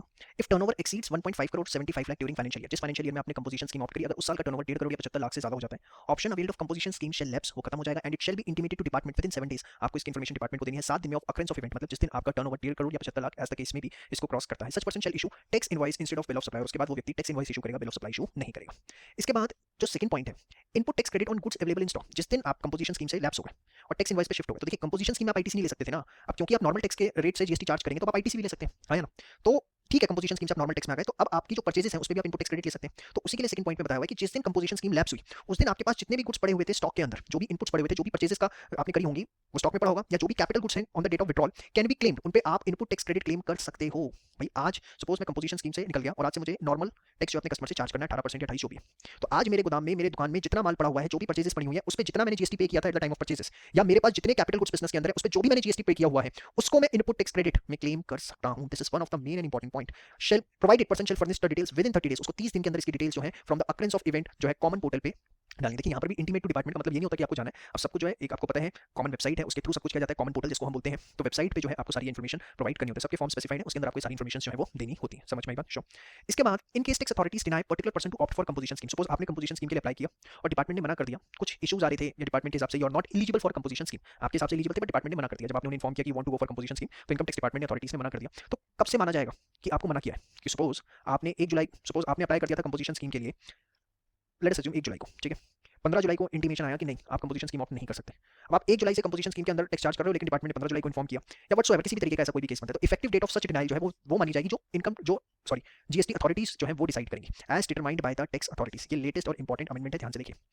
इन case tax authority deny particular person to opt for composition scheme, the effective date of such denial कि कब से माना जाएगा कि वो कंपोजिशन स्कीम के लिए एलिजिबल नहीं है, shall be the date as determined by income tax authorities. ये पावर मैं बार बार इनकम टैक्स अथॉरिटीज बोल रहा हूं, माफ कीजिएगा। It is the tax authorities, that is जो भी जीएसटी इंस्पेक्टर है, जो भी अथॉराइज्ड पर्सन है, वो जो भी डिसाइड करेंगे, ठीक है। इसके बाद फोर्थ पॉइंट है person opted for composition scheme can not issue tax invoice, ये मैंने आपको बताया था। In other words such person can not collect tax from recipient. इसको कई बार ये लाइन भी बोली जाती है, इससे कंफ्यूज मत हो जाना। एक्चुअली क्या होता है, ये लाइन क्यों बोली जाती है can not collect tax from recipient? क्योंकि रिसिपिएंट को इनपुट टैक्स क्रेडिट नहीं मिलता, अल्टीमेटली बर्डन तो उसी पे पास हो रहा है। लेकिन आप प्लीज इस लाइन से कंफ्यूज मत हो जाना, बच्चे कई बार खामा कंफ्यूज हो जाते हैं। Person opted for composition scheme can not issue tax invoice, तो हमें पता है, इसको हम दूसरे वर्ड्स में बोलते हैं can not collect tax from the recipient. ये लाइन हो सकता है आपको एग्जाम में वो लिखते कंफ्यूज करने के लिए, तो सिर्फ आपको इसका मतलब ये समझना है कि वो व्यक्ति टैक्स इनवॉइस इशू नहीं कर सकता, वो सिर्फ बिल ऑफ सप्लाई इशू कर सकता है। इसका इससे ज्यादा कोई मतलब नहीं है। ये लाइन इसलिए लिखी गई है क्योंकि इसका मतलब जो टेक्निकली उन्होंने निकाला हुआ है वो ये कि रिसिपिएंट को इनपुट टैक्स क्रेडिट नहीं मिलता अंडर कंपोजिशन स्कीम, इसलिए उन्होंने बोल दिया can not collect tax from recipient. समझ में? तो ये अदर रेलेवेंट पॉइंट से चारों बहुत इंपॉर्टेंट है, जिसमें थर्ड पॉइंट जो है वो लेटेस्ट अमेंडमेंट है, इसको अच्छे से तैयार करिएगा, बाकी भी किसी में से क्वेश्चन पूछा जा सकता है किस तरीके से। देखिए जितना आपको बताया जा रहा है, सारे नोट्स बनाइए, इससे ज्यादा आपको कुछ करने की जरूरत नहीं है, it's completely more than sufficient. भगवान ने चाहा इससे बाहर आपको कुछ भी देखने को नहीं मिलेगा। कंक्लूड करते हैं।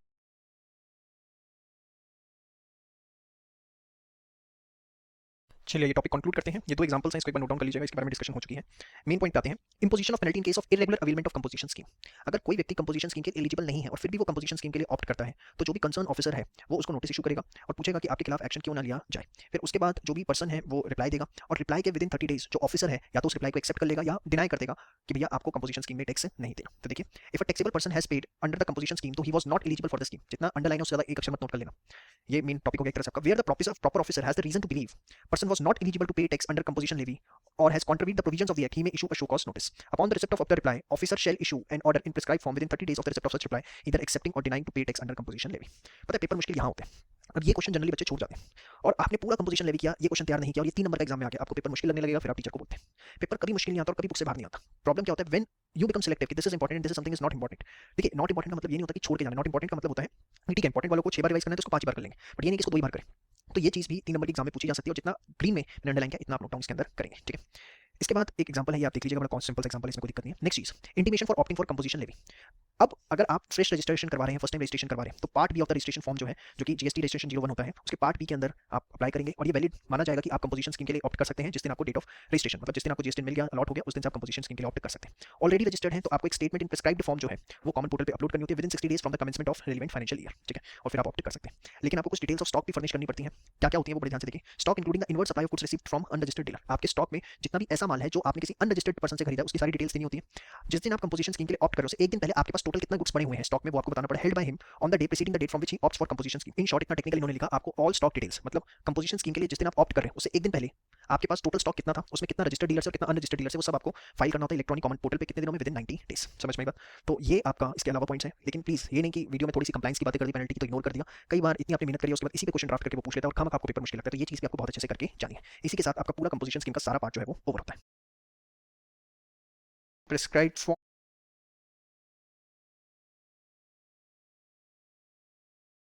चलिए फटाफट पूरा रिवाइज करते हैं कंपोजिशन लेवी को। कंसेशनल रेट से हम रेसिपिएंट से टैक्स चार्ज करते हैं, लेकिन 9 टैक्स क्रेडिट सप्लायर को मिलता है ना recipient of supply of goods और सर्विसेज को। ठीक है, जिसमें हमने एक छोटा सा एग्जांपल भी देखा था किस तरीके से होता है। फिर इसके बाद who can opt for composition scheme. अगर आपका एग्रीगेट टर्नओवर 75 लाख तक है इन 8 स्टेट्स के अंदर तो you can opt for composition scheme. और अगर इन स्टेट्स उसके अलावा जितने भी स्टेट्स हैं जिसमें स्पेशल कैटेगरी 11 स्टेट्स हैं, उसके 3 स्टेट्स आते हैं हिमाचल, असम एंड जम्मू, उसमें आपको 1.5 करोड़ का टर्नओवर देखना है। एग्रीगेट टर्नओवर में सारी सप्लाईज लेनी है एक्सक्लूडिंग आरसीएम। एग्जेम्प्टेड सप्लाई देखनी है लेकिन नॉन टैक्सेबल सप्लाईज जो नेगेटिव लिस्ट में है वो नहीं देखनी। एक्सपोर्ट ऑफ गुड्स और सर्विसेज देखना है। Central tax, GST charge, cess, interest on loan, deposit, advances, ये सब नहीं आएगा। और ये पिछले फाइनेंशियल ईयर का देखना है, उसके बेसिस पे डिसाइड किया जाएगा कि करंट फाइनेंशियल ईयर के अंदर आप कंपोजिशन स्कीम ऑप्ट कर सकते हैं या नहीं। और पैन बेसिस पे देखना, जीएसटी नंबर बेसिस पे नहीं देखना, जिसका एग्जांपल आपने देखा था। वो can not opt for composition scheme. तो अगर आप इंटरस्टेट सप्लाई ऑफ गुड्स करते हैं तो नहीं ऑप्ट कर सकते। ई कॉमर्स ऑपरेटर के थ्रू गुड्स बेचते हैं तो नहीं कर सकते। आइसक्रीम, पान मसाला, टबैको मैन्युफैक्चरर नहीं कर सकता। Casual taxable person, non resident taxable person नहीं कर सकता।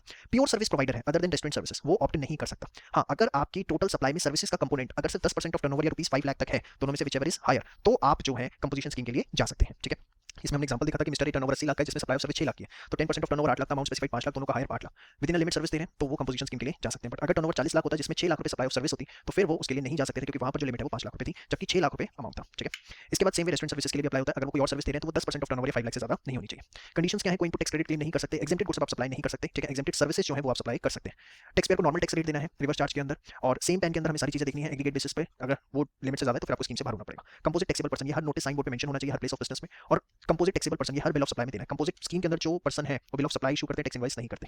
फिर यहाँ पर मिस्टर ए 2 प्रोडक्ट्स में डील कर रहे हैं, अल्फा बीटा, इसका आपको एग्जांपल दिया था एक बार, इसे आप देख लीजिएगा। रेट्स क्या है, मैन्युफैक्चरर 1%, रेस्टोरेंट सर्विस प्रोवाइडर 5%, इसके अलावा कोई भी सप्लाई है तो 1%। सीजीएसटी एसजीएसटी हाफ करके लेगा, आईजीएसटी फुल। फिर 4 इंपॉर्टेंट रेलेवेंट पॉइंट्स हैं कि जिस दिन आपका टर्नओवर एक्सीड होता है इस लिमिट स्पेसिफाइड से 7 डेज के अंदर आपको इन्फॉर्म करना, टैक्स इनवॉइस इशू करना शुरू करना। जो भी आपके पास स्टॉक अवेलेबल है गुड्स का या कैपिटल गुड्स का, उस पर आप इनपुट टैक्स क्रेडिट ले सकते हैं, लेकिन आपको उसकी डिटेल्स 30 दिनों के अंदर डिपार्टमेंट को कॉमन पोर्टल पे देनी पड़ेगी। उसके बाद टैक्स अथॉरिटीज अगर डिनाई करते हैं कि नहीं आप कंपोजिशन स्कीम के लिए एलिजिबल नहीं है तो उसकी डेट मानी जाएगी जो डेट टैक्स अथॉरिटीज डिसाइड करेंगी। ठीक है, person opted for composition scheme can not issue tax invoice, इसको दूसरी सेंस में बोला जाता है can not collect tax from recipient, क्योंकि रिसिपिएंट को आईटीसी अब नहीं मिलता। ठीक है, ये भी इंपॉर्टेंट पॉइंट है, इसको अच्छे से देखिएगा। इसके बाद ये एग्जांपल थे दो। इसके बाद इंपोजिशन ऑफ पेनल्टी, तो अगर प्रॉपर ऑफिसर को लगता है कि भैया ये व्यक्ति कंपोजिशन स्कीम के लिए एलिजिबल नहीं था, इसने तब भी कंपोजिशन स्कीम के लिए अप्लाई किया, तो शो कॉज नोटिस इशू करेगा। उसमें जो भी टाइम है उतने टाइम में जो पर्सन है उसको रिप्लाई करना है। देखिए यहाँ पे असेसी वर्ड कहीं पे नहीं है, तो आपको पर्सन ही यूज करने का ध्यान रखिएगा।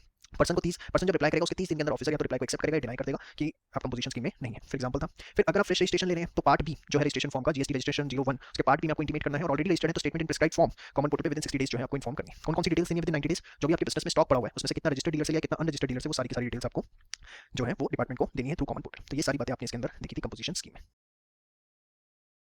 और आप पहले नोट करिए।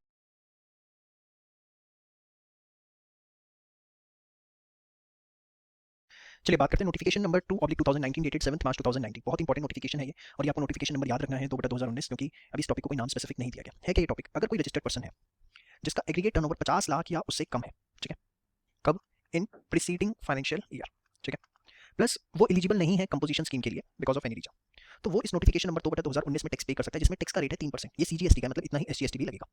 On first supply of goods और services up to an aggregate turnover of 50 lakh, 50 lakh रुपए के टर्नओवर तक वो सीजीएसटी 3% और एसजीएसटी 3% के हिसाब से 6% जो है वो टैक्स दे सकता है। लेकिन इस नोटिफिकेशन का जो सबसे बड़ा ड्रॉबैक है वो ये कि उसे जो गुड्स एग्जेम्प्टेड हैं उसके ऊपर भी टैक्स देना पड़ेगा।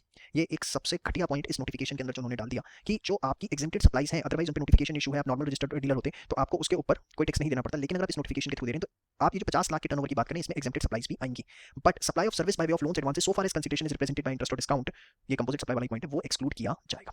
देखिए बहुत इंपॉर्टेंट है ये, इस बार इस पे क्वेश्चन आने के बहुत ज्यादा चांसेस हैं। सिंपल सी बात ध्यान रखनी है, आप रजिस्टर्ड हैं, टर्नओवर आपका 50 लाख से कम है प्रीवियस फाइनेंशियल ईयर के अंदर, समझ में आएगा, और कंपोजिशन स्कीम के लिए आप एलिजिबल नहीं है तो आप 3 और 3 6% से टैक्स दे सकते हैं, कब तक, 50 लाख के टर्नओवर तक। लेकिन नुकसान क्या है, जो एग्जेम्प्टेड सप्लाईज है उस पर भी आपको टैक्स देना, जीएसटी देना पड़ेगा, समझ में आएगा। लेकिन जितनी कंसीडरेशन रिप्रेजेंट होती है बाय वे ऑफ इंटरेस्ट और डिस्काउंट उसको एक्सक्लूड किया जाएगा।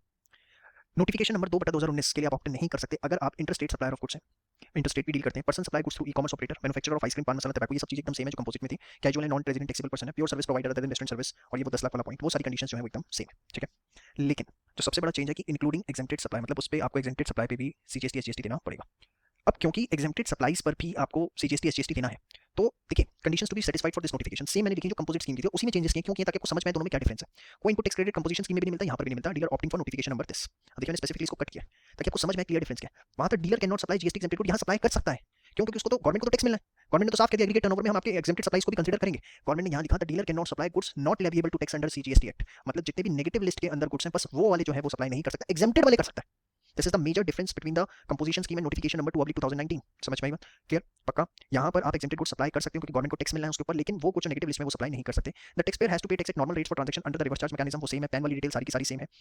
उसके बाद जो टैक्स पेयर को इनवॉइस पे पहली बार वो बिल ऑफ सप्लाई देगा, क्यों, क्योंकि ना इनपुट टैक्स क्रेडिट वो खुद क्लेम कर सकता है ना रिसिपिएंट क्लेम कर सकता है, उसको उस इनवॉइस पे इतनी बड़ी चीज पूरी छापनी और ये आपको याद रखनी पड़ेगी। Taxable person paying tax in terms of notification number this dated this not eligible to collect tax, अब देखो लिखा ना not eligible to collect tax on supplies, इसका मतलब क्या है बताओ, मैंने बताया था not eligible to collect tax on supplies, कि वो टैक्स इनवॉइस इशू नहीं कर सकता। कंपोजिशन स्कीम में अदर पॉइंट्स में 4th पॉइंट आपको ये बताया गया था कि वो टैक्स इनवॉइस, इस लाइन का मतलब होता है कि वो टैक्स इनवॉइस इशू नहीं कर सकता, वो बिल ऑफ सप्लाई जो है वो इशू करेगा। समझ में आई बात? श्योर। तो ये उसको जो वर्ड है मेंशन करने हैं, जो कि कंपोजिट स्कीम में बहुत सिंपल से वर्ड थे, कंपोजिशन टैक्सेबल पर्सन, उसको उसकी जगह पूरा का पूरी स्टेटमेंट जो है अपनी बिल ऑफ सप्लाई पे लिखनी पड़ेगी। तो यहाँ तक उम्मीद करता हूँ आपको समझ में आया कि एक्जेक्टली चीज़ें क्या है। बड़े ध्यान से एक चीज़ सुनिएगा जो आपको मैं बता रहा हूँ, बहुत इंपॉर्टेंट है। सबसे पहले एग्रीगेट टर्नओवर 50 लाख तक होना चाहिए प्रीसीडिंग फाइनेंशियल ईयर में। कंपोजिशन स्कीम के लिए आप एलिजिबल नहीं हो। सीजीएसटी दे सकते हो 3% पे, एग्रीगेट टर्नओवर 50 लाख, लेकिन एग्जेम्प्टेड गुड्स सप्लाईज पे भी आपको देना पड़ेगा। लेकिन इंटरेस्ट डिस्काउंट्स के bye way of supply of service है तो वो एक्सक्लूड कर सकते हो।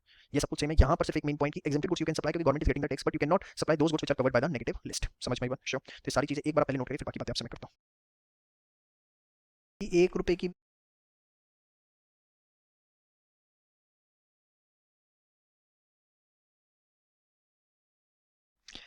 अब बड़े ध्यान से सुनिएगा जो आपको बात बताने जा रहा हूँ, बहुत इंपॉर्टेंट है। देखिए, जिस दिन आप इस नोटिफिकेशन के लिए एलिजिबल हो जाते हैं उस दिन आपके पास जो भी स्टॉक पड़ा हुआ है, चाहे वो किसी भी गुड्स का पड़ा हुआ है, चाहे वो कैपिटल एसेट्स का पड़ा हुआ है, उस पे बड़े सिंपल अक्षरों में जो इनपुट टैक्स क्रेडिट आप ऑलरेडी क्लेम कर चुके हैं, ठीक है, कुछ आप पे स्टॉक पड़ा हुआ है चाहे गुड्स का कैपिटल एसेट का, जिस पे आप आईटीसी ऑलरेडी क्लेम कर चुके हैं। अब बड़ा ध्यान से समझना, आप नोटिफिकेशन के अंदर आ गए इस डेट से। अब ये स्टॉक जो इससे एक दिन पहले पड़ा हुआ है, जिस पे आप आईटीसी ऑलरेडी क्लेम कर चुके हैं, बिकेगा कब? जब आप आईटीसी के लिए एलिजिबल नहीं है, because from the date you are eligible for this notification, from that date you cannot claim the ITC, but there is certain stock of goods as well as of capital asset in respect of which input tax credit has been already claimed by you, which will be sold in the period when you are not eligible for input tax credit because of this notification। बड़े simple words में आपके पास stock पड़ा हुआ है goods और capital asset का, जिस पे आप आईटीसी क्लेम कर चुके हैं, लेकिन आज से आप इस नोटिफिकेशन में आ गए तो अब आप इनपुट टैक्स क्रेडिट क्लेम नहीं कर सकते। और ये स्टॉक आप बेचेंगे कब? उसके बाद ही बेचेंगे जब आप इस नोटिफिकेशन में कवर अप है। तो एक बड़ा सिंपल और अच्छा प्रोविजन बनाया कि जो भी आपके पास स्टॉक पड़ा हुआ है उसमें जो भी गुड्स कैपिटल एसेट है, जितना आप उस पर आईटीसी ऑलरेडी क्लेम कर चुके हैं, वो आपको गवर्नमेंट को डिपॉजिट करवाना पड़ेगा।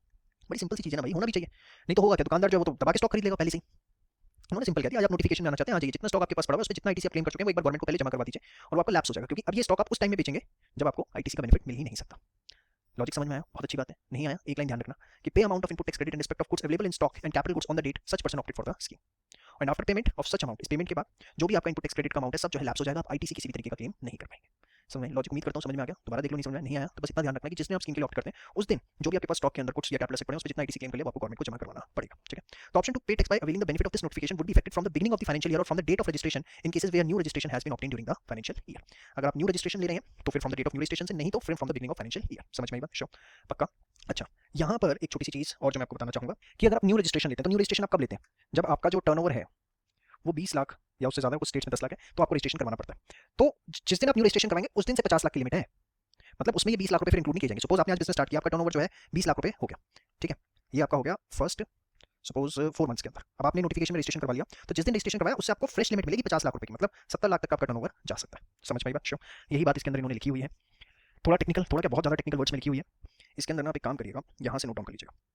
For the purpose of determination of tax payable under this notification shall not include the supplies from first day of April of financial year to the date from which he becomes liable for registration under the act। तो registration के लिए 20 लाख पे liable होते हैं, तो ये जो है 50 लाख के अंदर इंक्लूड नहीं है। समझ में आएगा?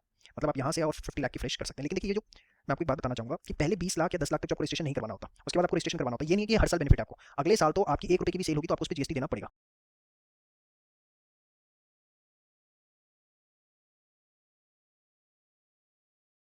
चलिए बात करते हैं GST in real estate sector की। अगेन लेटेस्ट अमेंडमेंट क्वेश्चन आने के बहुत बहुत चांसेस। देखिए, रियल स्टेट सेक्टर में जीएसटी रेट्स क्या होंगे? तो rates of GST for the new projects by promoters, जो न्यू रेट्स उन्होंने निकाले हैं, बड़े अच्छे से डिजाइन किया है, कितना दिमाग लगाते हैं आप अभी देखिएगा इस प्रोविजन में। 1% without input tax credit on construction of affordable houses. अगर अफोर्डेबल हाउसेस की कंस्ट्रक्शन है तो उस पर जीएसटी का रेट है 1% on construction of affordable houses. अब अफोर्डेबल हाउसेस क्या होते हैं? अफोर्डेबल हाउसेस को डिफाइन किया गया कि या तो उसका area up to 60 square meter होना चाहिए मेट्रो सिटीज में, और नॉन मेट्रो सिटीज में वो हो सकता है 90 स्क्वायर मीटर तक, और वैल्यू जो है वो उसकी 45 लाख रुपीस से ऊपर नहीं होनी चाहिए। एंड मतलब दोनों कंडीशंस जो है वो फुलफिल होनी चाहिए। तो अगर रियल स्टेट सेक्टर की हम बात करें, अफोर्डेबल हाउसेस में अगर प्रोजेक्ट आता है तो उस पर जीएसटी का रेट होगा 1%, बट इनपुट टैक्स क्रेडिट नहीं मिलेगा। और अफोर्डेबल हाउसेस क्या है वो हमने देख लिया। 5% विदाउट इनपुट टैक्स क्रेडिट, ये रेट कब होगा? All houses other than affordable houses. Affordable houses के अलावा जितने भी हाउसेस हैं उस पे जो रेट है 5% होगा। देखिए, बहुत अच्छा डिजाइन किया। घर होना चाहिए, एक आम आदमी की जरूरत है, तो आम आदमी की जरूरत के हिसाब से जितना बड़ा घर होना चाहिए मेट्रो नॉन मेट्रो सिटी में, उस पर रेट कर दिया 1%, और बाकी में कर दिया 5%। All houses other than affordable houses, suppose villa है 4 BHK 5 BHK इस तरीके के, तो 5%, 4% महंगा पड़ेगा वैसे। Commercial apartments like shops and offices in residential real estate project. देखिए, कोई आपने प्रोजेक्ट लिया, और देखिए कोई भी आजकल प्रोजेक्ट शुरू होता है रियल एस्टेट का रेजिडेंशियल, तो उसमें नीचे छोटी मोटी दुकानें दी जाती हैं, ऑफिसेस दिए जाते हैं, क्योंकि सोसाइटी में इतने लोग रहेंगे तो उनको सर्व करने के लिए भी तो कुछ शॉप्स चाहिए, कमर्शियल एरिया चाहिए। तो जितने भी आप कमर्शियल अपार्टमेंट्स बनाएंगे इस रेजिडेंशियल रियल एस्टेट प्रोजेक्ट के अंदर, उस पर भी 5% होगा विदाउट इनपुट टैक्स क्रेडिट। लेकिन एक शर्त है कि कारपेट एरिया जो कमर्शियल अपार्टमेंट्स का है वो 15% ऑफ टोटल कारपेट एरिया से ज्यादा नहीं होना चाहिए, उतना होना चाहिए, उससे कम होना चाहिए। हाँ, आप कोई प्रोजेक्ट ही कमर्शियल प्रोजेक्ट बना रहे हैं जिसमें होंगे सारे शॉप्स एंड ऑफिसेस, तो फिर ये दोनों ही प्रोविजन नहीं लगेंगे 1% 5%। ये 1% और 5% कब लगेंगे? जब आप अफोर्डेबल हाउसेस बना रहे हैं या अफोर्डेबल हाउसेस के अलावा दूसरा कोई हाउसिंग प्रोजेक्ट जो है अंडरटेक कर रहे हैं जिसमें कमर्शियल अपार्टमेंट्स हो सकते हैं, लेकिन कमर्शियल अपार्टमेंट्स का जो एरिया है वो 15% ऑफ टोटल कॉर्पोरेट एरिया से ज्यादा नहीं होना चाहिए। लेटेस्ट अमेंडमेंट में क्वेश्चन पूछे जाने के पूरे चांसेस है। समझ में आया? इसके अलावा जो कंडीशंस है, एक तो हमने देखी इनपुट टैक्स क्रेडिट अवेलेबल नहीं होगा, दूसरी कंडीशन लाजवाब कंडीशन रखी एकदम आपको अपने 80% ऑफ इनपुट्स जो भी यूज होंगे, सीमेंट, ईंट, जो भी यूज होगा कंस्ट्रक्शन प्रोजेक्ट के अंदर, या कोई भी सर्विस जैसे आर्किटेक्ट की सर्विसेज आप ले रहे हैं, जो भी आप यूज करेंगे इन सप्लाइंग द सर्विस, मतलब जो भी आप कंस्ट्रक्शन में इनपुट्स यूज करेंगे, चाहे वो गुड्स की फॉर्म में चाहे सर्विसेज की फॉर्म में, इनपुट्स हमने लिखा है गुड्स के लिए और इनपुट सर्विसेज मैंने अलग से लिख दिया। तो जो भी आपके कंस्ट्रक्शन में इनपुट्स यूज होंगे, चाहे गुड्स की फॉर्म में चाहे सर्विसेज की फॉर्म में, उसकी 80% आपको परचेज करने हैं किसी रजिस्टर्ड पर्सन से। देख रहे हो लॉ में कितना दिमाग लगाते हैं। पता है होगा क्या, आपको तो इनपुट टैक्स क्रेडिट मिलना नहीं है, अब तो इसमें आ गए, यस और नो। अब इनपुट टैक्स क्रेडिट मिलना नहीं और गवर्नमेंट ने बोल दिया कि आप जो परचेजेस करोगे उसकी 80% परचेजेस ऐसे व्यक्ति से होनी चाहिए जो रजिस्टर्ड हो, मतलब आप जीएसटी दोगे। अब आप जीएसटी पे कर रहे हो अपनी परचेजेस पे, अपनी परचेजेस पे रियल स्टेट वालों को जीएसटी देना पड़ेगा। अगर उन्हें 1% या 5% का रेट लेना है, 80% की कंडीशन लगा दी, और आप इनपुट टैक्स क्रेडिट ले नहीं पाओगे तो आपकी कॉस्टिंग तो वैसे महंगी होगी। तो साफ लिखा है कि 80% ऑफ इनपुट्स, चाहे वो गुड्स की फॉर्म में चाहे services, used in supplying the service shall be used purchase from registered person except those on which reverse charge is applicable और नॉट टैक्सेबल इन जीएसटी, उसको आप हटा सकते हैं। अब सपोज 80% से कम इनपुट्स, सपोज आपका जो खर्चा आया पूरा का पूरा प्रोजेक्ट बनाने में वो आया 50 लाख रुपए का, समझ में आई बात, तो कम से कम 40 लाख रुपए के इनपुट्स आपके रजिस्टर्ड पर्सन से होने चाहिए थे, बट सपोज वो उससे कम है। इफ सच इनपुट और input services are less than 80%, तो वो 80% से जितना कम है, सपोज 50 लाख है, ये आपकी कॉस्ट है, ये आपकी कॉस्ट ऑफ इनपुट से गुड्स और सर्विसेज की मिला के, ठीक है। इसमें से सपोज आपने 36 लाख रुपए के जो है फ्रॉम रजिस्टर्ड पर्सन लिए। अब कितना कायदे से आपको कितना लेना चाहिए था, 50 लाख का 80%, 40 लाख रुपए के जो सप्लाई है वो रजिस्टर्ड से लेनी चाहिए, आपने ली कितने की 36 की, तो बाकी जो 4 लाख का ये डिफरेंस बच गया। इफ सच इनपुट और input services are less than 80%, promoter to pay GST on reverse charge basis to the extent it is short of 80% of input और इनपुट सर्विसेज। मतलब कितने का कम पड़ा, आपने सिर्फ 36 लाख का लिए जबकि लेना चाहिए था 40 लाख रुपए का, तो ये जो 4 लाख रुपए का डिफरेंस है, इस पे रिवर्स चार्ज मैकेनिज्म के अंदर जो रियल स्टेट प्रोजेक्ट के प्रमोटर है, मतलब जो भी ओनर है, पर्सन है, कंपनी है, जो भी है, आपको आरसीएम के अंदर रिवर्स चार्ज मैकेनिज्म के अंदर जो है टैक्स देना पड़ेगा। और जीएसटी रेट क्या होगा ये भी देख लो, अगर सीमेंट लिया है आपने तो 28% और अदर इनपुट्स हैं उसके अलावा तो उस पर 18%, समझ में आई बात, on purchase from unregistered person. अब बड़े ध्यान से समझना, एक बार थोड़ा सा ब्रीफ करना चाहूंगा। 50 लाख के आपके कॉस्ट ऑफ इनपुट्स थे जो आपके लगे उस प्रोजेक्ट के अंदर, आपने सिर्फ 36 लाख रुपए के रजिस्टर्ड पर्सन से लिए, कम से कम आपको 40 लाख रुपए की लेनी चाहिए, 80% की लिमिट है, तो कितना शॉर्ट पड़ा, 4 लाख रुपए। तो ये 4 लाख रुपए जो है इस पे रिवर्स चार्ज बेसिस पे जो रियल स्टेट कंपनी है, पर्सन है, उसको गवर्नमेंट को जमा करवाना पड़ेगा। और रेट क्या लगेगा, सीमेंट है तो 28% का, अदर इनपुट्स है तो 18% का, समझ में आई बात, श्योर। ये बहुत इंपॉर्टेंट है, क्वेश्चन आने के बहुत बहुत बहुत चांसेस हैं, इसको बहुत अच्छे से नोट डाउन करिएगा, समझ में आई बात। अब इससे पहले क्या था वो भी सिनेरियो बता दें, तो लेटेस्ट सिनेरियो जो चल रहा है। Earlier the effective rate of GST on real estate sector was 8%, 12% with ITC, 8% था या 12% था with input tax credit. With effect from 1 2019 the effective rates of GST for the new projects have been brought down to larger extent. However the promoters builders have been given a one time option to continue to pay tax at the old rates on ongoing projects. Ongoing projects हैं उस पे old rate से दे सकते हैं। Buildings where construction and actual booking both have started before this which have not been completed by this, तो जो उनके ऑनगोइंग प्रोजेक्ट्स हैं उस पे ओल्ड रेट से कर सकते हैं। इसमें से क्वेश्चन आएगा, इसके चांसेस बहुत रेयर है, ये तो आपसे पूछेंगे पुराने रेट क्या थे। हाँ बस ये याद रखना कि प्रमोटर और बिल्डर्स जिनके ऑनगोइंग प्रोजेक्ट्स हैं उस पे ओल्ड रेट से जो है कर सकते हैं, सिर्फ इतना ध्यान रखेंगे, इसलिए सबसे लास्ट में इसको रखा। मेन जो बातें हैं वो ये है जिस पे क्वेश्चन आ सकता है, इसको आप लिख लीजिएगा, सिर्फ उसमें ये वाली बात ध्यान रखिएगा, तो बहुत इंपॉर्टेंट क्वेश्चन आने के चांसेस हैं। इसी के साथ आपका ये पूरा चैप्टर जो है वो कंप्लीट होता है।